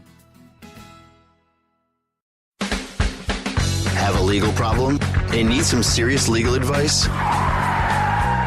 Then you're listening to the wrong podcast. Any facts we say here are probably wrong. And any analysis of the law should not be followed. There you go. Reasonable men are here to take a twisted look at the law. Stack your hay right. Learn in hand. Best name in law school. Check us out on iTunes, reasonablemen.com, or on your favorite podcast app. Reasonable men are back.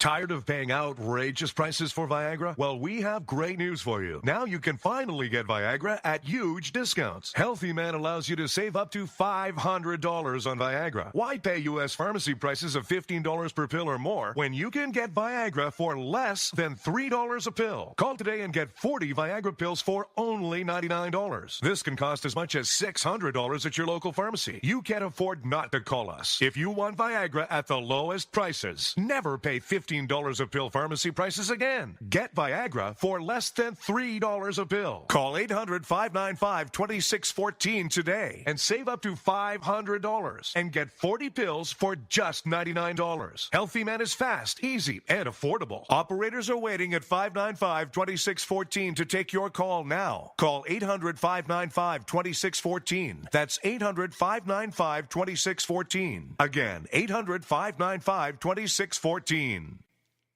We've all heard of male enhancement, but now there's an expert on true male enhancement in the areas that really count. In Herb Ellis's book, Husband 2.0, Real Male Enhancement, you'll find answers to questions like, why doesn't she want to have sex? A quick start, quick results workout guide, plus what you can do as a side hustle to make money now. With all the great tips in this book, every man can benefit. Get the book, Husband 2.0, Real Male Enhancement, on Amazon.com. It started with a knock, but it wouldn't end there.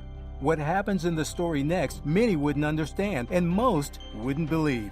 5 + 2 = Perfection by Samuel Rosette Jr. is a must-read. The scriptures within are reminders of the ancient past, and yet intriguingly infuses with texts which stand on the edge of the stage of relevancy. Available online at Westbow Press, Amazon, Books A Million, Barnes & Noble, and SamuelRosetteJr.com.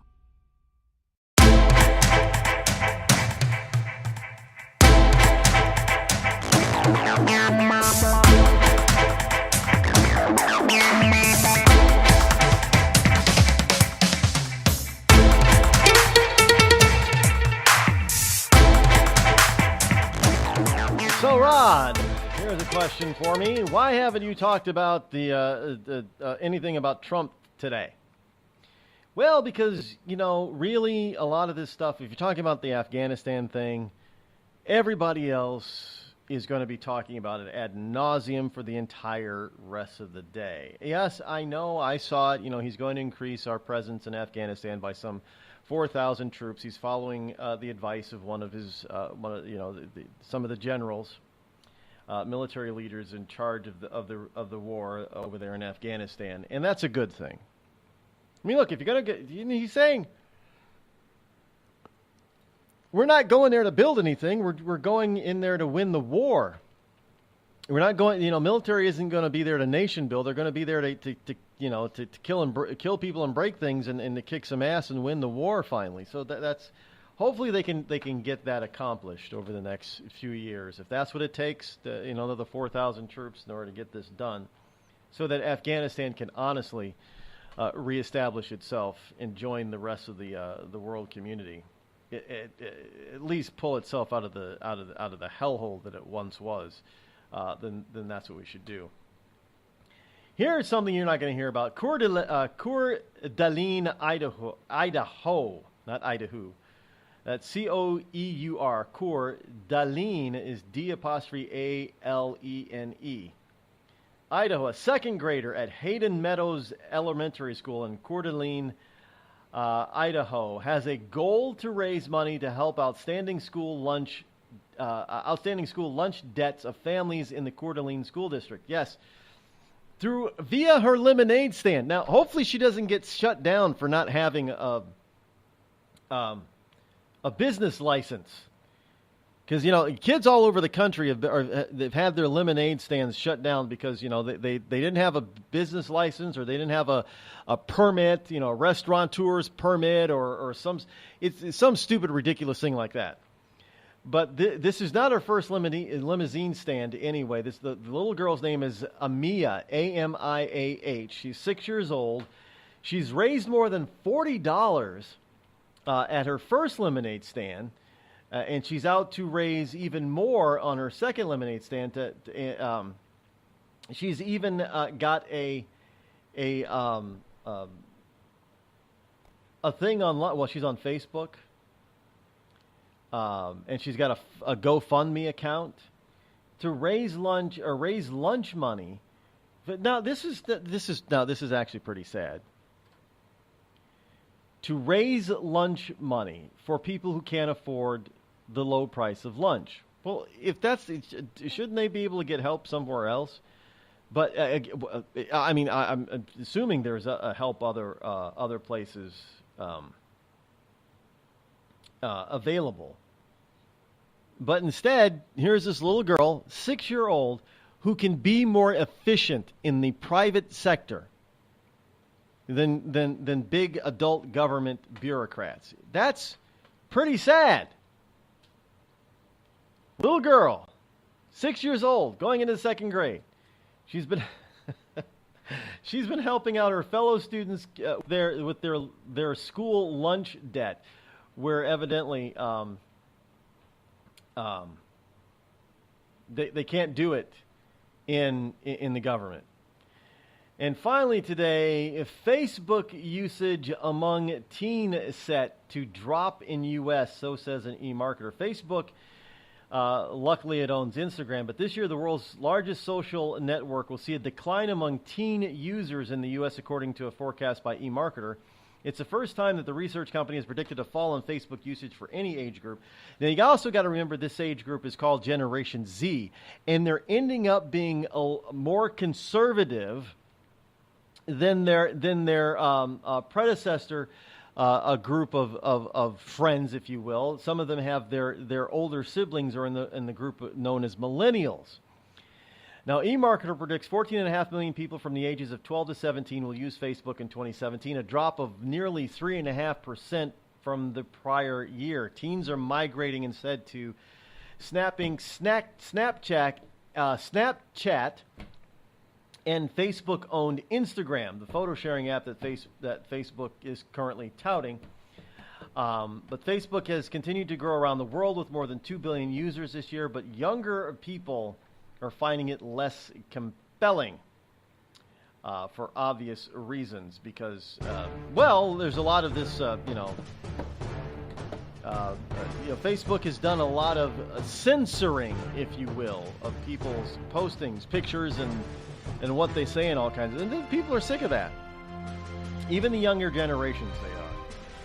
In any case, we're out of time for today, but tomorrow is Hump Day Wednesday. That means the Intel report is due, as well as we'll continue with all the stuff that's happening in the world, bring you all the news that somebody else won't. Until then, have a wonderful day. Thanks for listening.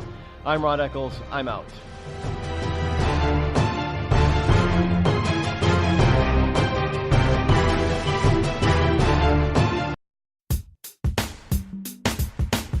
Damn, it feels good to be a Clinton. Damn, it feels good to be a Clinton.